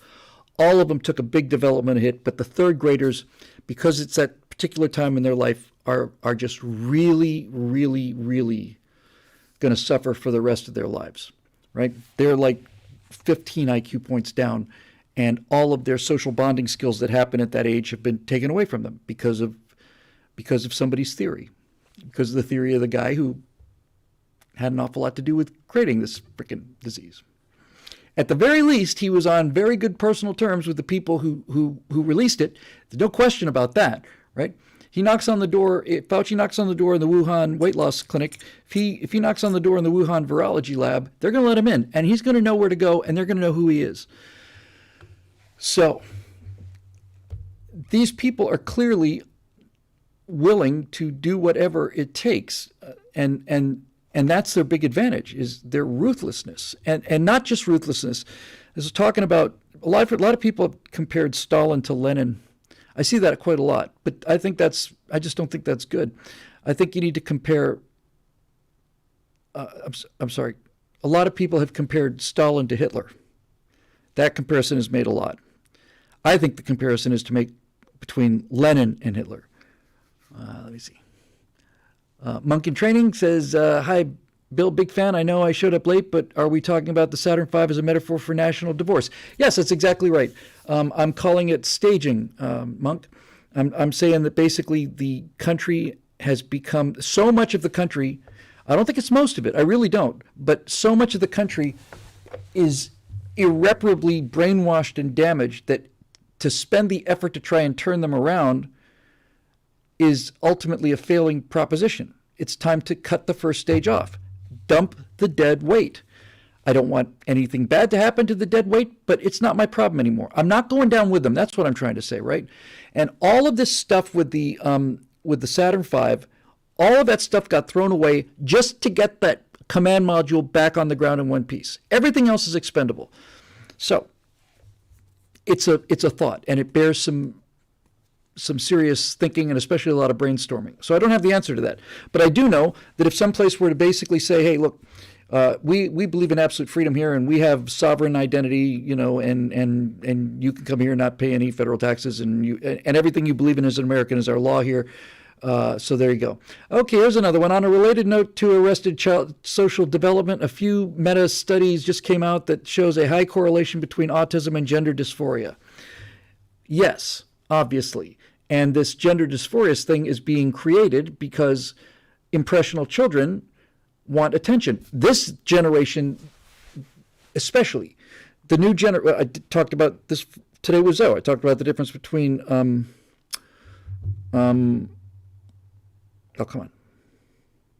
purpose and objectives.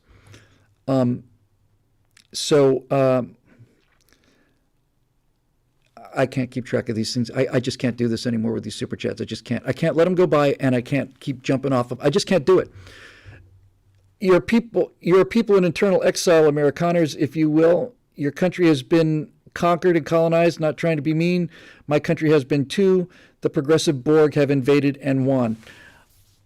They have invaded, and they have done a lot of damage. I'm not convinced they've won, and I'm not convinced they can win. These people are idiots, and when they're not idiots, they're delusional. Those don't have to be exclusive. Most of them are delusional idiots. But reality strikes a chord. I've been watching a number of videos lately, and a bunch of them have been talking about this. I don't think it was called. I don't know. It was an episode of Survivor. I think it was called The Island, Bear Grylls thing. Okay, in season 1, he got a lot of complaints because he's only picking men to go out and do these survival things. So in season 2, they take 14 men and 14 women to these 2 islands, and they just leave them there for 6 weeks. And the results are exactly what you would expect them to be. And behind the scenes, the producers are handing the women everything they possibly can, right? They get medical intervention like 4 times, and they would basically send trained piglets to walk into their camp, and the women went, "Oh my God, they're so cute," and they named them, Amber and Sapphire or something like that, and they're brushing their hair. These little piglets, they're brushing their hair and they're sleeping with them, right? And meanwhile, the men are over there catching crocodiles, killing them for food and so on. So the reason I bring this up is because when you say the left wins, the left only wins when they've got the right to turn on their electricity and keep their water flowing. They don't win otherwise. I was walking into lunch today. Same thing. I've been thinking about this a lot. I've said it a few times. I would much rather watch engineers put on a version of Hello Dolly than drive over a bridge that's designed and built by actors. Right? These things are not equivalent in terms of brass tacks. The pink tribe and the gray tribe are very different, and it's nice to have them both, but when push comes to shove, look, let's just say we were able to do it, right? What we've been talking about for the last hour, half hour. Let's just say that all the conservatives were to leave California, all of them. Who's going to run the electricity? Who's going to forget things like garbage disposal and stuff? Who's going to keep the electricity going? Who's going to keep the water going? Who's going to do any of those things? Those people are gone. They're out of here. Who's going to grow their food? The farmers are gone. They're out of here. Fishermen are gone, and they're out of here. All the people that produce stuff are gone. They're out of here. And all you're left with is a mic's a little out. Yeah. All you're left with is, I'm not calling them dreck or anything. It's just what's left is luxury people, right? They're either people that are on assistance, or they're people who do things and they do them very well, and they're nice to have, but they are essentially luxury jobs. Actor is a great example, right? Actor, movie star is a great example. Those are luxury positions. And we've got so much luxury now that now we have things like influencers, which means that you have tremendous control over people, and you don't even have to have any talent. They didn't come to you because of your writing, didn't come to you because of anything. They came to you because you're good looking and you know how to run the algorithm, and you know how to make content that doesn't do anything other than get people to click it. You don't learn anything from these TikToks. You just plain get stupider. All of those people, they're all first stage material, Goodbye. They're on the Sea Ark. They're there with the phone sanitizers. So I'm convinced that the solution, look, the United States is too big. It's not too big in terms of geography, but the government is so big where the military can't, how much was it? Was it 2 trillion or 20 trillion? Trillions and trillions of dollars are gone. Thousands of billions of dollars have gone. That doesn't happen in a neighborhood, right? That doesn't happen at the bank in Bedford Falls. It doesn't happen. When you get something of this size, not only do your errors get larger, which means your waste gets larger, 2.1 trillion. Yeah. 2.1 thousand billion dollars is unaccounted for rather. That's too big, right? If you can get away with that kind of thievery and not get noticed, it's too big. It's not that it's too liberal. It's not that it's too conservative. It's not that it's too this. It's just too big. It's 330 million people who generate an incredible amount of revenue and an incredible amount of innovation. And there are people who, and Dinesh D'Souza was on this 10 years ago, there are people who are on this and say, as a parasite, this is the ultimate host organism rather. Dinesh D'Souza opened his book, I think it was Hillary's America, I'm not sure, where he said, if you are a criminal, if you're criminally inclined, what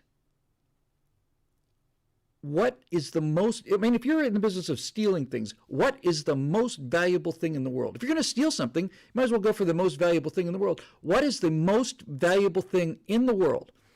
And he said the most valuable thing in the world is the private property owned by American citizens, $72 trillion. That's the single most valuable thing in the world in terms of dollars.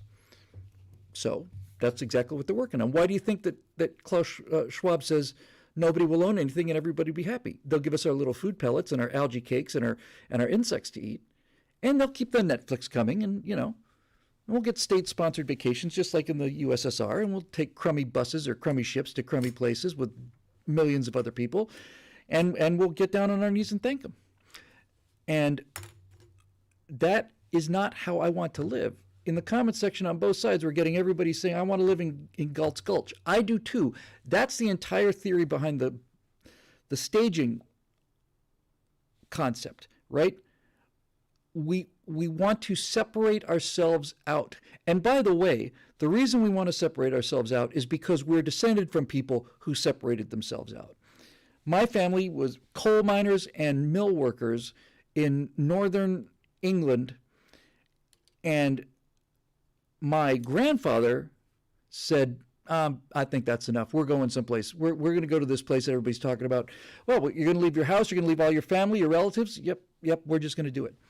Risk takers were self-selected to come here. Now here we are. The country's going the same way that any other place that gets overcrowded and overregulated, and we just want to go someplace else and leave these people behind.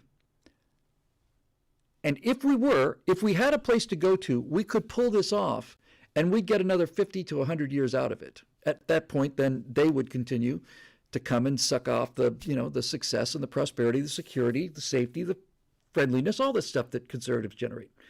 And then we'd have to move somewhere else.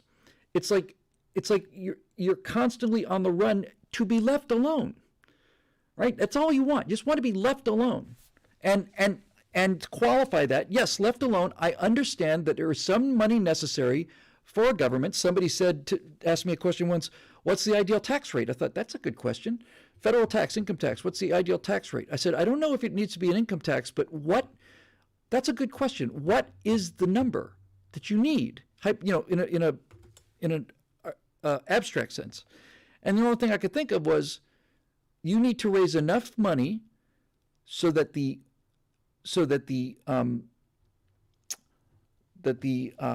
departments that are outlined in the Constitution have enough money to frugally and yet thoroughly perform their assigned duties, and that's all, right? EPA, gone. Department of Energy, gone. Department of Transportation, gone. All it, goodbye, gone. All of the so-called non-discretionary spending, all of that stuff, gone. You still have to take care of those people. And I'm not saying just leave them out there to die, but as a bureaucracy, gone. So what are you left with? Well, you're left with the military. That's a legitimate government expense. You're left with things like interstate highways, things like that. But everything else goes, and we don't have to pay for it. And it's almost impossible to believe, if it hadn't been proven here, When Ronald Reagan was the governor of California, California could genuinely offer free college to California residents because the state of California was running a surplus and the state was making money lending out the surplus money that it had. Now just think about that for a minute. Instead of having a 25, 30 trillion, $35 trillion deficit, right? How different would life be if we had a $35 trillion surplus? How much revenue would that create? That would create more revenue than they could spend ever in a year. There wouldn't have to be any taxes again ever, right? There's just this giant pile of money that people would borrow and they'd pay back with interest, and you'd run it on a profit. And then you could actually have free stuff, right? Because you're not bucking the laws of economics. You're rolling with them. Yeah, we have a huge hunk of capital here. How much would you like? Okay, reliable source. Yes. Here you go. And not only do you continue to run the government as a profit, but you also have enough capital so that you can let people borrow money to do really cool things like SpaceX or whatever the case may be, right? So yes, and Marusha Dark points out what's his name? The Frenchman who was here for the revolution. He said a democracy can only exist until the voters discover that they can vote themselves largesse from the public treasury. Right. Once somebody realizes they can vote themselves money, game is over. And the Democrats are not only enabling that, they're advertising it. Rob Ross for $20 says, here's the real problem. Our Constitution was made only for a moral and religious peoples, wholly inadequate to the government of any other. That's John Adams. Good point, Rob. So what do you do about that? Can you enforce morality on people who are complete degenerates? No. De Tocqueville. You cannot. You cannot enforce morality on people who won't accept it. Drew, no, I'm not. Drew, I used to be. You cannot force them to be virtuous people. And they've been so badly corrupted. It's not their fault, but they've been so badly corrupted by the system now, intentionally, that they're irrecoverable. And the nice thing about the staging thing, by the way, is if you want to get on the rocket and keep going, it doesn't matter what you look like. It doesn't matter what your skin color is. It doesn't matter where you come from. It doesn't matter what your religion is. It's an idea. It's open to anybody. I would much, much, much, much rather hang out with a guy who's a janitor and takes his job seriously and takes pride in it than with any university professor who is convinced that this place is a living hell. It's not even a question for me. I would just, here's you want to get on the rocket? Here's what it takes. We're going to work hard. We're going to take care of each other, but we're not going to carry each other. If you sprain an ankle or break a leg, we'll help you until it heals. If you have your legs blown off, then we'll carry you for the rest of the time, because that's what we do. We're not like these freaking Harfoots and rings of power. But if you are being carried and you don't need to be, we have zero tolerance for that. You either stop doing that or get off the rocket.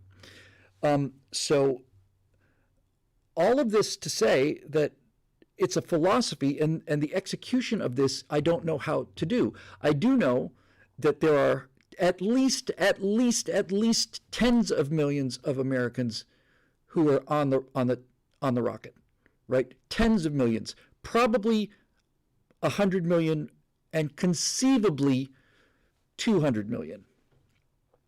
But the ones that are the dead weight are getting more numerous and heavier every day. They're not only more of them, they're getting dumber and dumber and dumber. And they're doing what we're running away from. I don't care what these people do. It doesn't make any difference to me. It's probably almost, I'm sure you all agree, right? We started off talking about authoritarianism. I'm not an authoritarian. I'm not an authoritarian. I don't care what trans people want to do. And I don't care if trans people want to talk to other trans people, have their own pronouns. It's none of my business. I don't care. But they will not leave us alone. They will not leave us alone. We must take a knee to whatever they say it is, even if it's these bizarre freaking fantasies. And they cannot be happy until that happens. And now it's time when you start talking about, okay, now you're at the point where we're not going to let you sink this lifeboat. So either swim away or we're going to bat you over the head with yours, because We know that what you're bringing here is the destruction of what we've got and what we're essentially running away from. I've often wondered, and this would require a lot more. This would require somebody with such reach. I think the only person I can think of right now who has the reach would be Elon Musk. But if you had somebody with that kind of visibility, and I'm not putting this on Elon, and I'm not, glorifying him any more than I have to, because I think what he's done has been astonishing. I get more astonished every day. I think the Twitter thing has impressed me almost as much as SpaceX. But if Elon Musk were to say, and by the way, he doesn't have to say this to Americans either. He can say this to the whole world. If Elon Musk were to stand up and say something like, look, if you work hard, doesn't matter what the job is, if you work hard, take pride in your work, and you give it your all, if we took every one of those people who agree with this and took their capital in addition to my capital, what could we buy? What could we buy?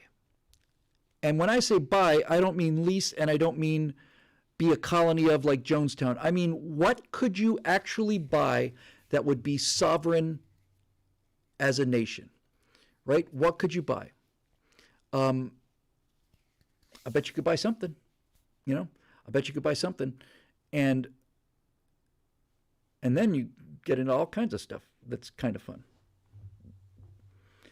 Who goes with you? If Texas were to secede from the Union, then I'm assuming that everything in the Texas National Guard stays in Texas. And then you're back to where we started this whole thing from with Marusha's question, right? You've got the middle of the country that is solid. You've got the coasts that are utterly decaying. My primary concern with that, because it's a swath that goes from Idaho diagonally down to Florida, right? That's the heartland. That's Red America. And my initial concern with that was, even if you were to take that out of the Union, do you have enough seaport area? Do you have enough access to the ocean? And I realized, well, with Texas, you got the Gulf of Mexico, and that's significant. But with Florida, you get the Atlantic Ocean. You get all of it. You don't have Pacific access, and that's a real problem. Real problem. But you never know.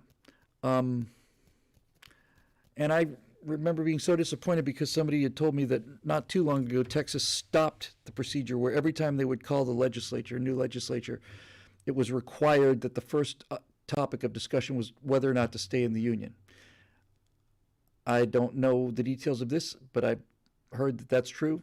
And I've also heard that they don't do that anymore. And that's kind of like Google taking off the "don't be evil" from their corporate mission statement.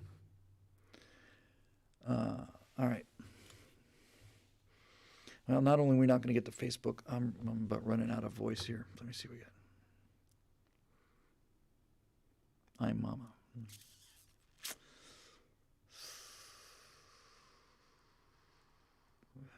just going to have to get a couple of them and ask you to post them again next week. Sorry about that.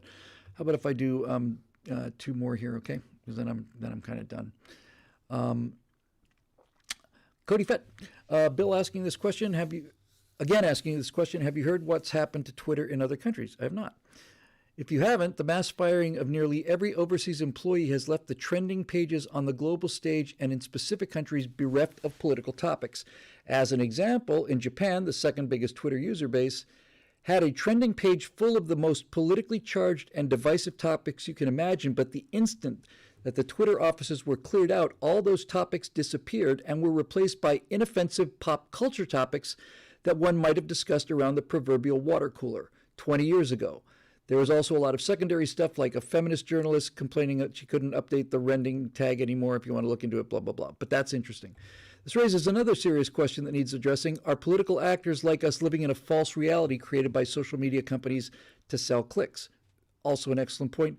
And if you're up for it, another question on Twitter. It's clear the ESG stuff was an attempt to reduce the wokeness insisted on by college grads to a quantifiable number that the corporate executives could put on a line graph. Yeah, and also be shown to comply so that they don't get, boycotted or burned to the ground. It's also clear that they expected the money to go the money to line up. It's also clear that they expected the money line to go up in correlation to the woke line, but as the woke line has gone up, the money line has gone down.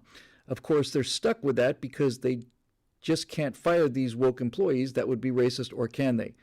Do you think Elon has started another trend here? Facebook sure is firing a lot of people. Yes. Crispy Mofo says, I could have bought Star Wars and made an effing profit, Bill. I have no doubt. But it's gone now. Star Wars is a great example of the staging idea. Star Wars is irreparably damaged. It's not coming back. Marusha says, what Elon's done with Twitter is the turning point in the culture war. It's our D-Day. I personally agree with this. When it became clear that Elon Musk was not only going to buy Twitter, he was going to do the things that we hoped that he would do, and he's done more than I hoped he would do. Him restoring Donald Trump and 60,000 accounts and stuff, that to me was he's restored free speech. When he opened up the internals to the public in order to increase or recover confidence in Twitter, he is releasing now legal evidence. He's releasing actionable evidence. And whether the federal government acts on it or not, I think there is plenty of cases for personal lawsuits, not against Twitter, against the people that did it. CP Tome says, this is why we need to protect Elon. That was my right angle topic for the week. You know, when Elon Musk calls out Klaus Schwab by name, I'm on board with Elon Musk. Anybody who calls this guy out as a fraud and a tyrant, he passes my test, and the whole Mars thing is just a cherry on top of that for me. And I'm convinced that's the main driver for Elon Musk. The reason he wants to go to Mars is because he wants to get away from these people. That's it. So he's releasing evidence. These internal emails are legal evidence. That's real impressive. And the question is, does it apply to other things? Facebook is going under, and Facebook is not going under because of Elon Musk. Facebook is going under because Jeff Zuckerberg is such an Asperger's poster child. He's so inhuman. He's so unlike regular people that he came up with the idea of Facebook, although he basically partnered in it. And I've heard stories say he just basically stole it, but whatever. So while Facebook is growing, you've got this guy with pretty advanced autism, I would say, using his computer nerd skills to grow the company, and Facebook becomes enormously powerful and popular. It's rated at $1 trillion, I want to say. And now its stock is down 70%. It's the biggest decline of any stocks that are being traded publicly. So Mark Zuckerberg did this because he personally is convinced that people will go into this metaverse of his, and this metaverse is the most appalling. Even if the graphics were good, they look like they're from 1993, but even if they were great graphics, even if they were Ready Player One graphics, nobody wants to spend their lives wearing these bloody headsets, walking around with these devices in their hands. Zuckerberg is out there actually advertising this, and I saw him do it. He says, just think, you'll be able to walk through a virtual shopping, work through a virtual supermarket, and you'll be able to pick up cans and grab them and put them into your cart, and then you'll be able to check out, and then the stuff will be delivered. And what he's doing is he's promoting this so severely. He's bankrupted his company to make this thing happen. It's not going to happen because the only person that wants to live in a world like that is Zuckerberg, is a guy who cannot handle real people. He is convinced personally, emotionally, that the future is living in this virtual world because he doesn't like being around people, and he's very bad with them. And so he thinks that everybody else wants what he wants because Facebook proved that that was the case. He has destroyed the company.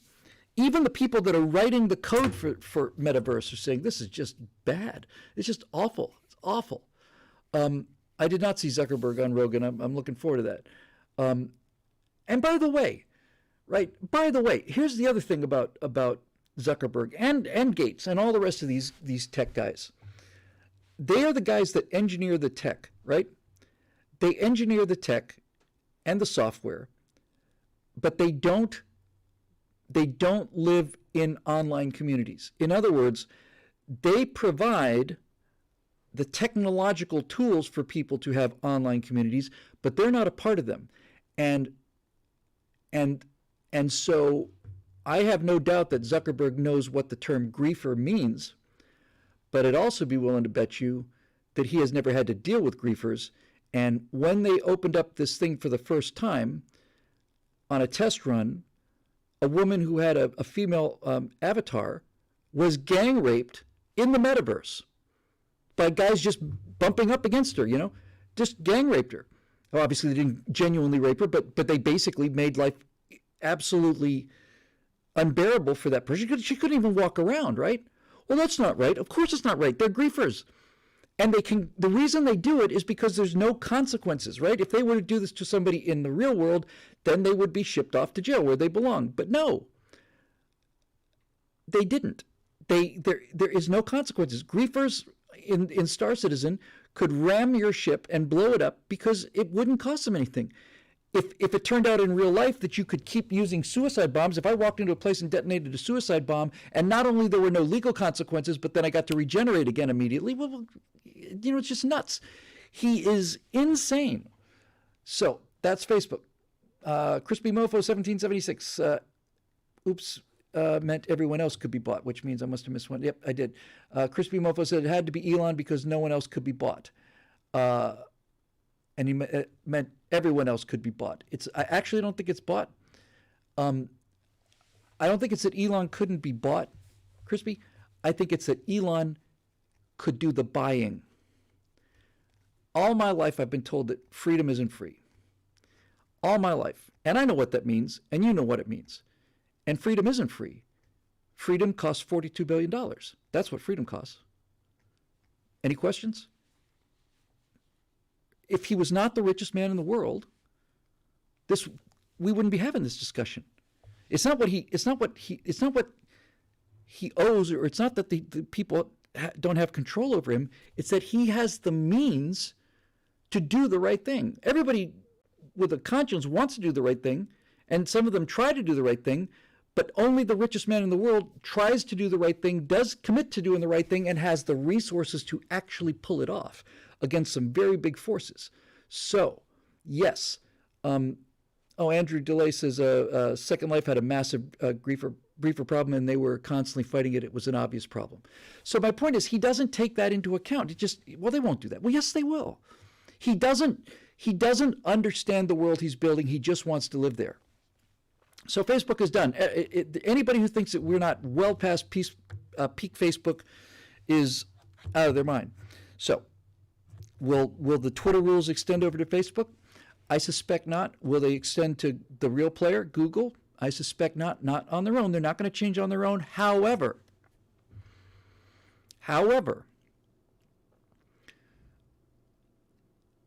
proving that Twitter suppressed the story means that Twitter is not a carrier. They are a publisher.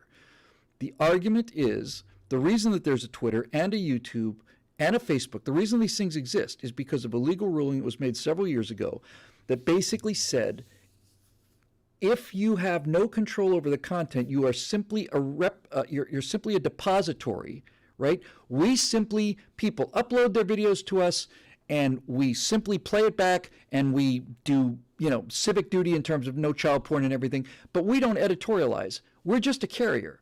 That's the argument that they use, and that's why if I post a clip from a Disney movie, Disney could conceivably sue me, but they can't sue YouTube, right? Because YouTube is just a carrier. We say we don't have a game. We're just a place a shelf where people put things. Okay, that's their legal protection. Elon Musk is releasing legal evidence showing that Twitter was a publisher. They were making editorial decisions. They were not an uninterested, unbiased, non-active carrier. They were publishing. They were using this platform to exert their political will, and that violates the terms of agreement that they operate. That violates the legal terms that they operate under. Now, that's my hope, right? I don't think that YouTube is going to suddenly change its mind and be like free speech, and I don't think Elon's got the money to buy YouTube. I don't think he has a desire either. But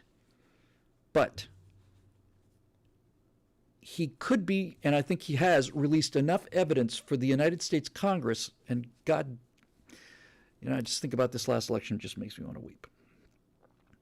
But at least with the House, you can launch congressional investigations into this stuff. You can subpoena evidence, right?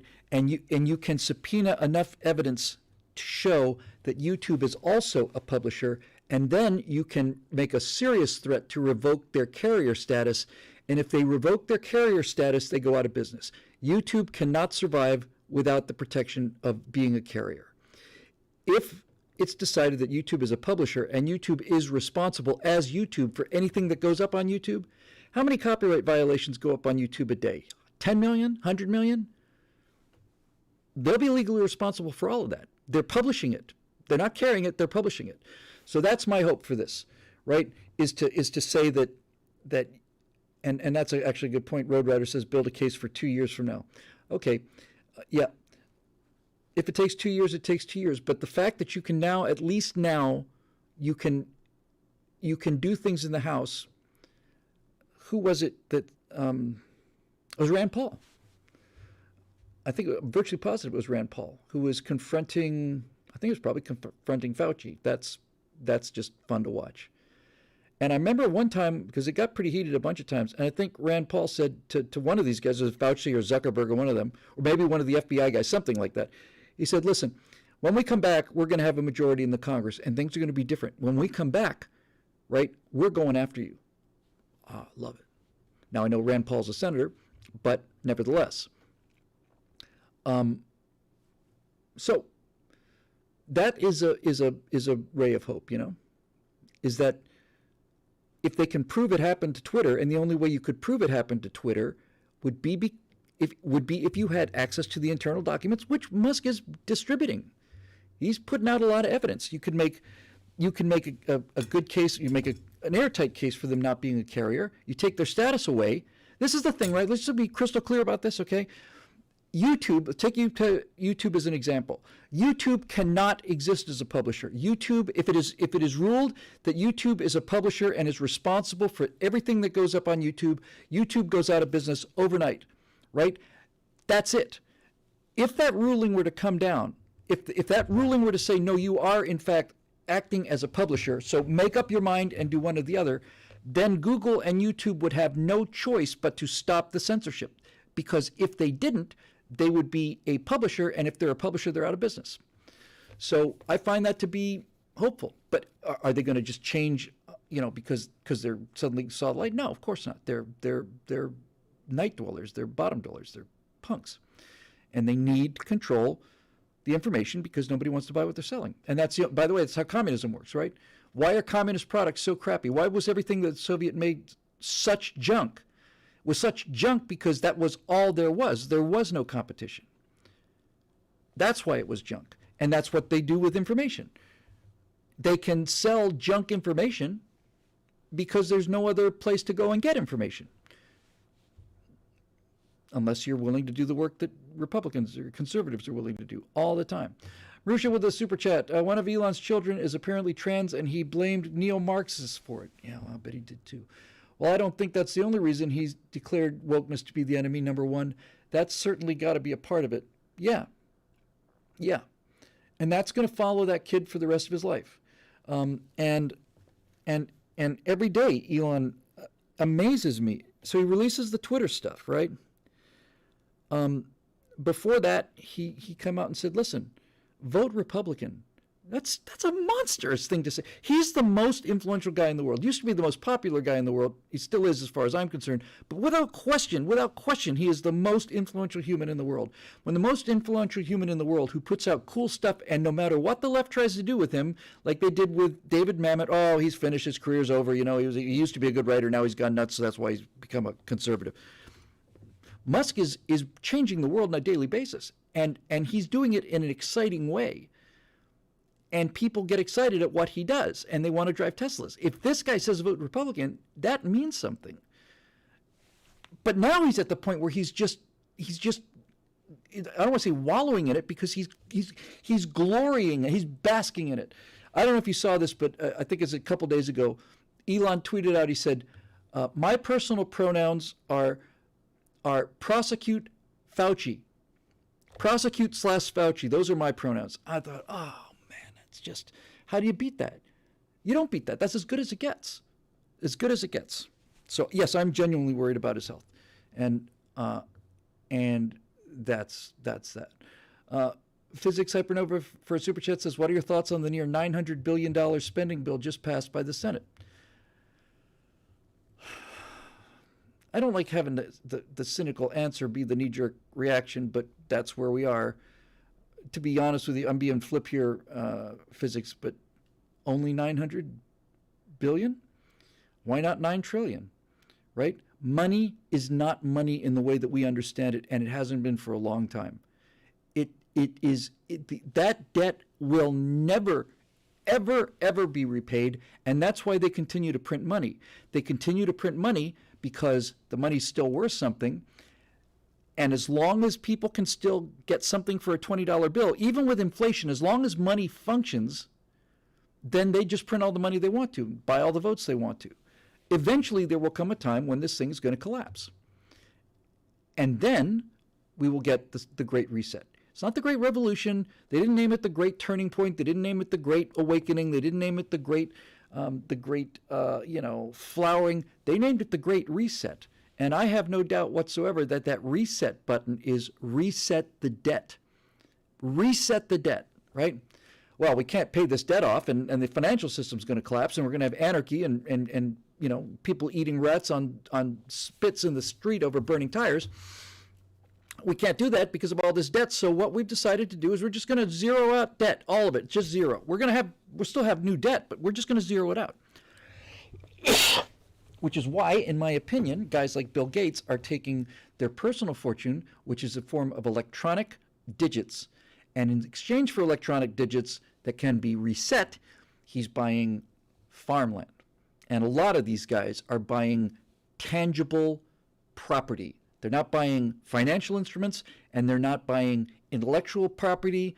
They're not buying anything that can get zapped. They're buying land. They're buying buildings. They're buying that kind of thing. And I find that to be suspicious. I find it suspicious that the person who owns the most farmland in the United States of America is Bill Gates, because I don't personally think he does a lot of farming. I know he wants to reduce the population because he said so.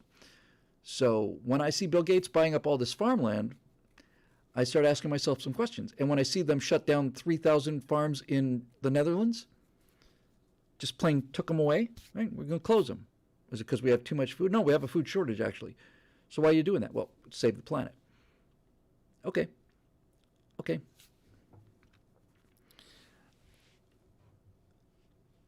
There is some, and I think I'm done after this. There is some, let's just call it last-ditch good news, right? At least how I see it. Right now, if Bill Gates said, I want all of the farmland that I own to go fallow, in fact, plow it under. If that happened today, they would. They'd plow it under, right? Because he owns the land, and that's what they do. They would plow it under. There's already some of that going on. And that's the bad news. The good news is that while Gates owns the farmland, and while there is still law and order, he can order things to be done with his land, yes. But if there's a food crisis, and we're really talking about the money system has collapsed and so on, and people are hungry, then just because Bill Gates owns that farmland doesn't mean that farmers aren't going to farm it, right? If things go south, then that farmer is going to produce some food. And there's no amount of, what's he going to do, sue people? Is he going to send in his private army? They're hungry too, right? There comes a point where law breaks down, and Bill Gates and Klaus Schwab's ability to exercise their authority breaks down too. This is what the guy said earlier. People will not make a change until the pain of change is greater than the pain of staying the same. I guess it should be less than. So, here's the thing. Guys like Klaus Schwab and the World Economic Forum and Bill Gates and Trudeau and all of this stuff. I did a rough back of the envelope calculation on this. I said, are there 8 of these guys? No, there's more than 8. Let's say there's 80. If there are 80 guys at this top level, then we outnumber them 100 million to 1. Right? They can enforce their will on us as long as there is a functioning legal system, because right now, if you decided that you wanted to, if Bill Gates wants to plow his fields over, he can do it because the law is on his side. But if the law goes away, then it's just 100 million hungry people and one nerd with a bad haircut and glasses. Right? This is the thing that they fear more than anything. They fear that we will wake up to the fact that they only see that damn Second Amendment is a real problem for them, right? That pesky, troublesome Second Amendment is a real problem for them.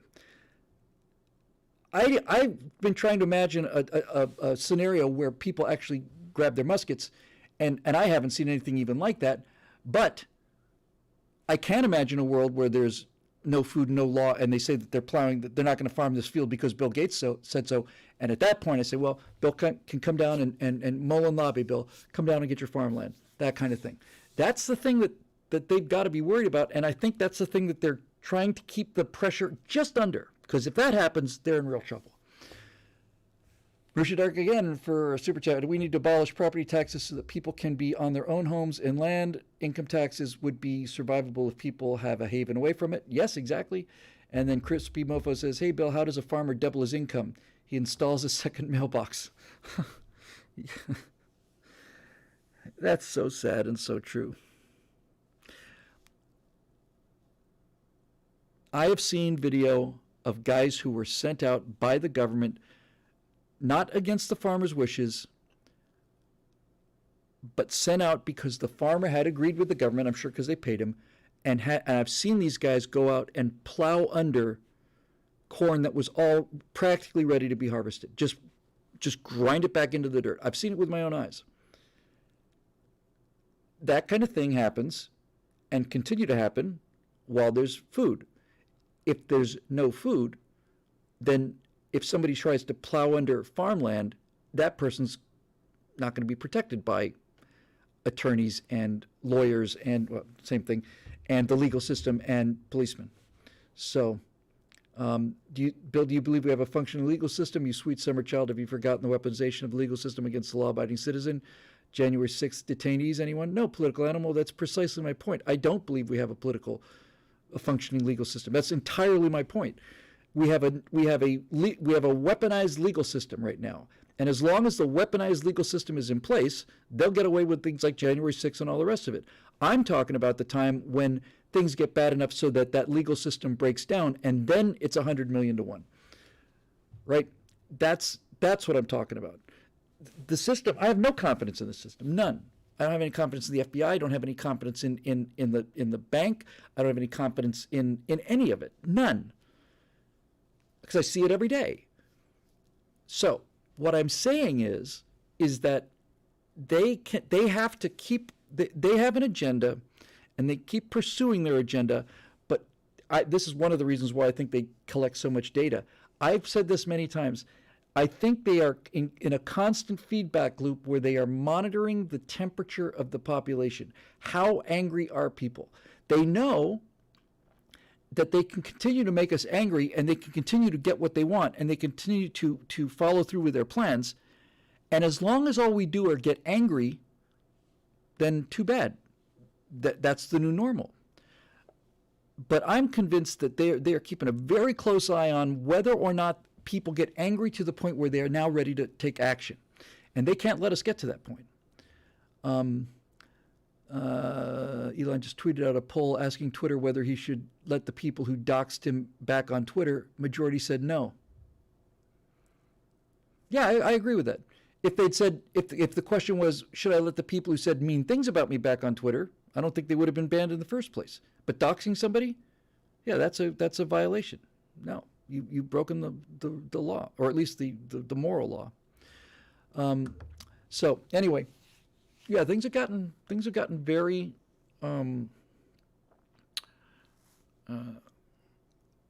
much more transparent than they used to be, and this stuff didn't begin with Obama, but it really metastasized with him.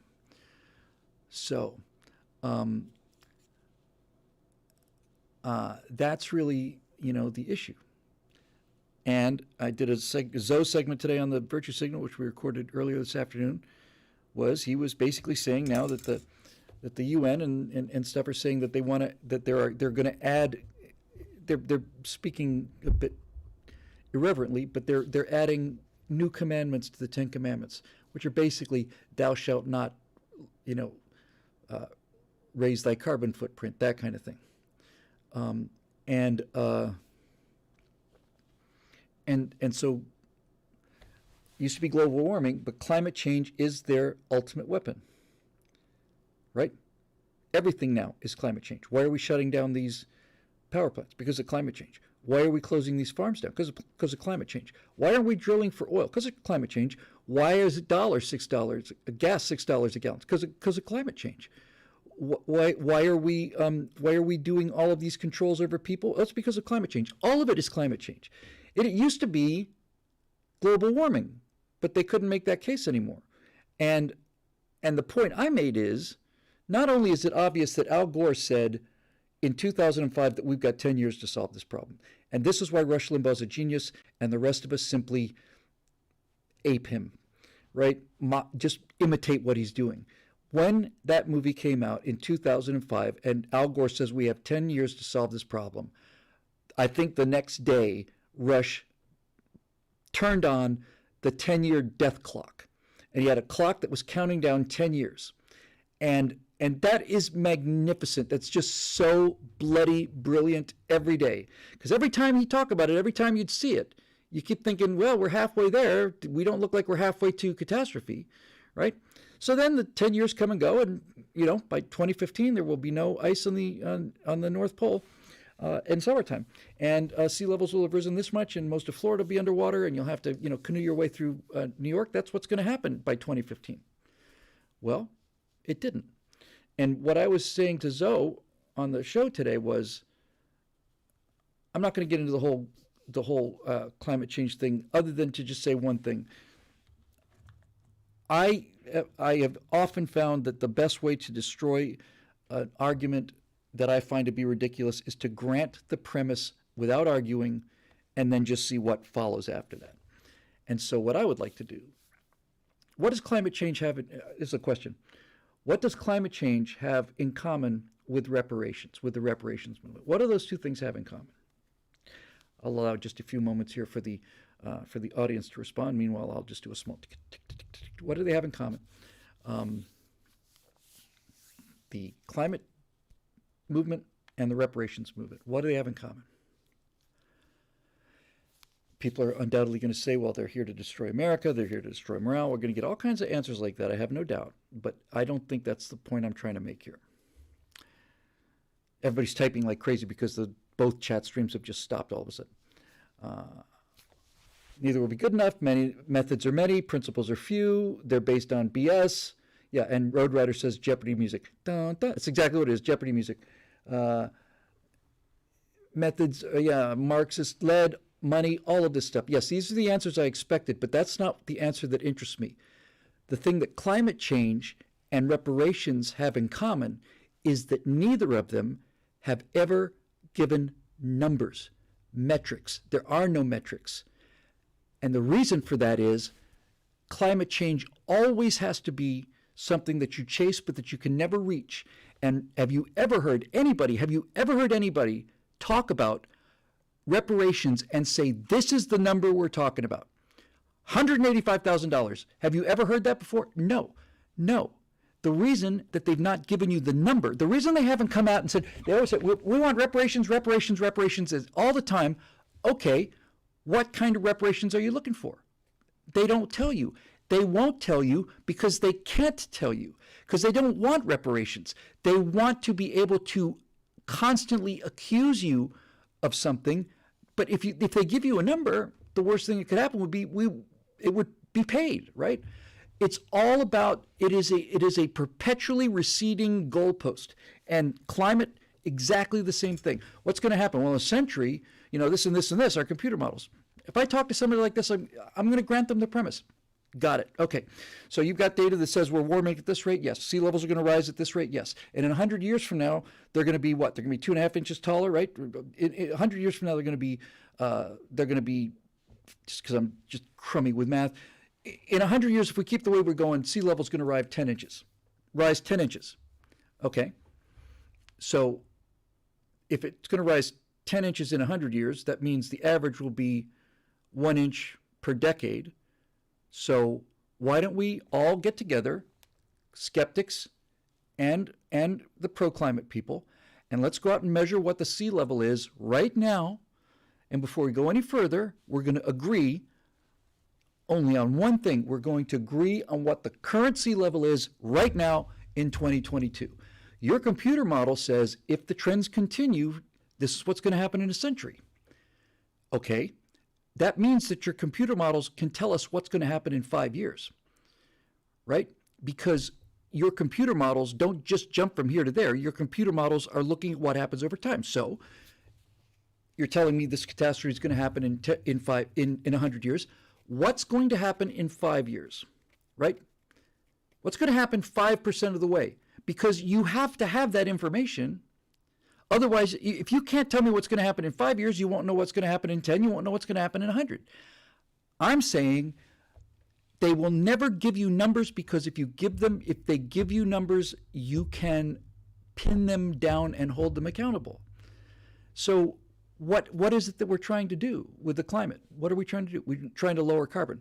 Okay, by how much? Well, we're in danger if we keep going the way. Yeah, I didn't ask you about that. I know the world's going to end in a year if we don't start eating our bugs and everything. I'm just curious, at what point, how many parts per million does the world die? Give me a number, right? Give me a number. How do you know the world's going to be disappeared in 100 years? Well, we're climate scientists. Okay, so how do you know? Well, we built computer models. I said, okay, let's assume that your computer model is 100% accurate.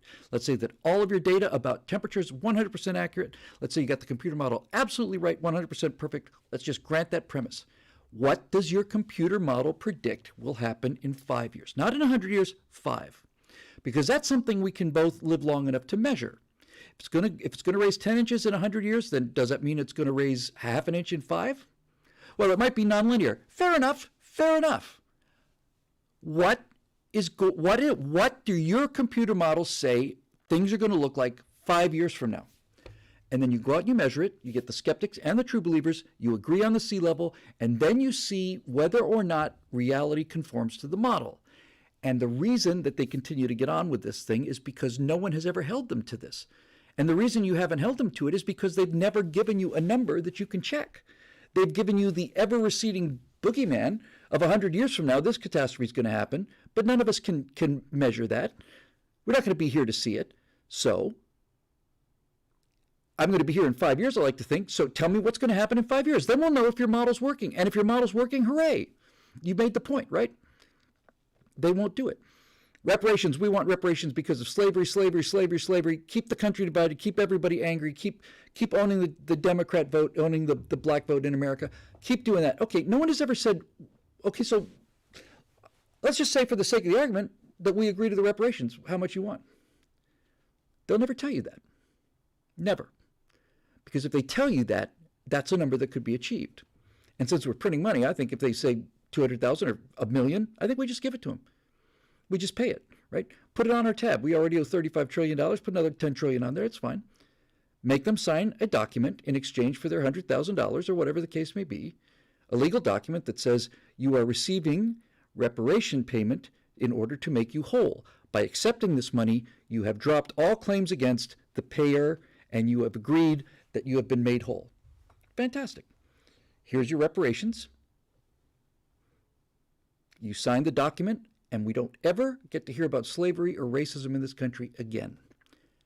Period. You claim an injustice was done against you. Okay. You have received compensation for that injustice. You don't get to cash the check and keep doing what you were doing before.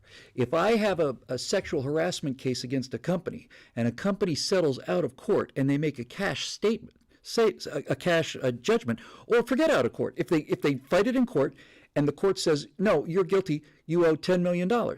Okay, if they pay $10 million to the person that they've hurt, that person doesn't get to sue them again the next day, right? They agree that this is the dollar value that will end the problem. That's why you will never get a number on reparations. You'll never get one because it could be met, right? And by the way, I've wondered quite a bit about this too. By the way, who's entitled to this?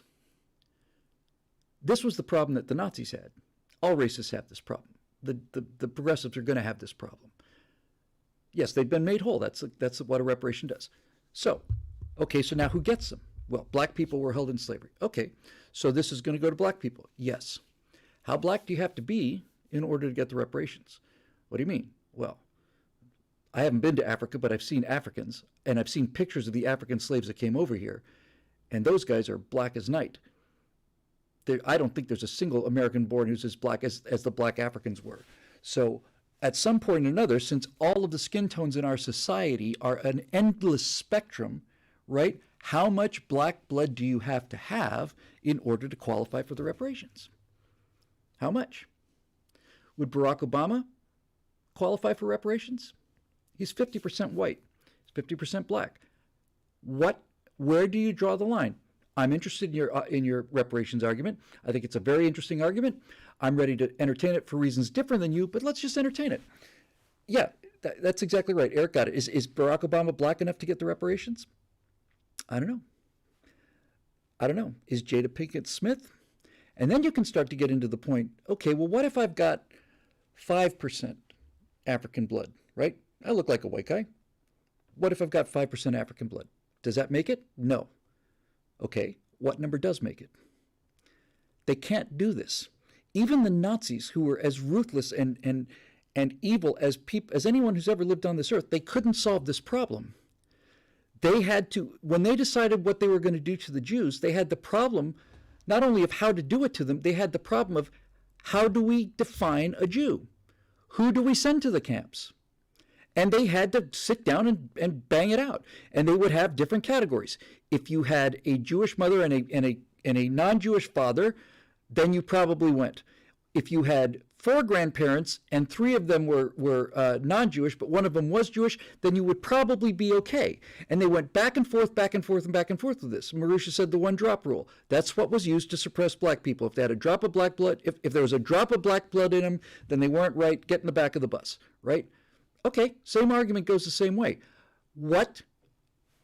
How dark do you have to be to get the reparations? And just as an afterthought, since it just flew into my mind, what if I identify as a black person? Then what? I do. I've looked at all the injustice and all the horrible things, and you're right. White people are just terrible. I can't stand it anymore. I'm a black man because that's how I identify. From now on, that's who I am, and you're going to have to respect that. What do they say to that? Do they say, well, obviously you're not? Well, yeah, but obviously Leah Thompson isn't either, so that's not the issue. You're saying that if I believe it, then that is enough. Not only do I get treated as black, I am transmogrified, right? If I say I identify as black, then I am black. I become black. The definition of blackness includes me now. That's what they believe.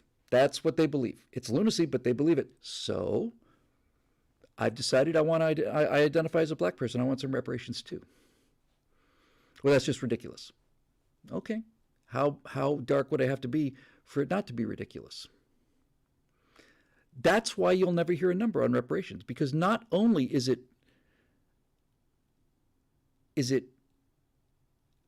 attainable, they don't want to give you a number that they can match, but they also don't want to deal with the question of who qualifies. Right? They're certainly not going to. They're not going to make you prove that your family was in the country. They're not going to. They're not going to do a background check on every single person who they're trying to get reparations for. They're not going to. They're not going to see whether or not your ancestors were in the United States after the emancipation, after the 13th Amendment. They're not going to do that. You're just going to say, I'm black, I want to check. Okay, that's what they're selling it as. I'm not coming up with this. All right. How black do you have to be? Is Al Sharpton black enough? What about Obama? What about Halle Berry? What about any of these people? Where's the line? And they cannot draw the line. And in a really beautiful way, that actually proves our entire point. You cannot define somebody as black or white. You can't define it. There's no line there. Every single person in America, every black person in America clearly has some white blood in them. There's no question about that. You look at actual Africans and they don't look anything like that. And I think it was Colin Powell who said that. He said, I went to Africa and black Americans are not Africans. There's a big difference. Okay. So this is the kind of thing. They have a crazy idea. Grant it. They have an idea about climate. I'm not going to get into the weeds with them. I'm not going to claim that the numbers are false. I'm not going to say, well, this should be 11 degrees and you've corrected it. I'm not going to get in there, right? Because they're just going to hit you with all of this BS and all of these reports. I'm just going to grant their premise. Okay, temperatures are rising. Yes, I accept your temperatures. Yes, I accept that humans are responsible for it. Yes, I accept all of that. All of that, which I don't really believe, I'm going to grant it to you. What do your models say will happen in 5 years? They'll never tell you that. Because if they did, you would have them, right? They'd have nowhere to go. So, yeah, I think I'm kind of cooked here, gang. I'm sorry about all the ones I missed, but I'm always sorry about all the ones I missed.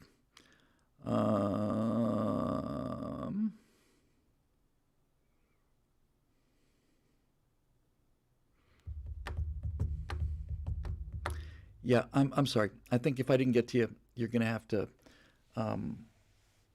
repost because I've been talking a lot and I'm tired and I'm hungry and I want to go to bed.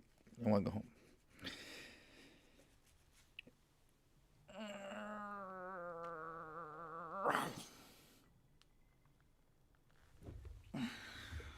All right. You probably know this by now, but this show is made possible by the members at BillWhittle.com who part with their hard-earned money to keep these messages coming out for free for people who aren't paying. They pay for the people who aren't paying. They're carrying the freeloaders, although I don't like to put it that way. I just like to think of them as extraordinarily generous and thoughtful and kind people. And they make this show possible and all of them possible. That's why we're still here. So thanks very much to them. Always great to have the audience. And I'm 80% sure I'll be here for the Monday night show, but I don't have anything new really to talk about or to show. But I would, without fail, be here next week for the Stratosphere Lounge, and I'm virtually positive I'll be here Monday night as well. Alrighty then, that'll do it. Thanks for joining us as always, and we'll see you next time, campers.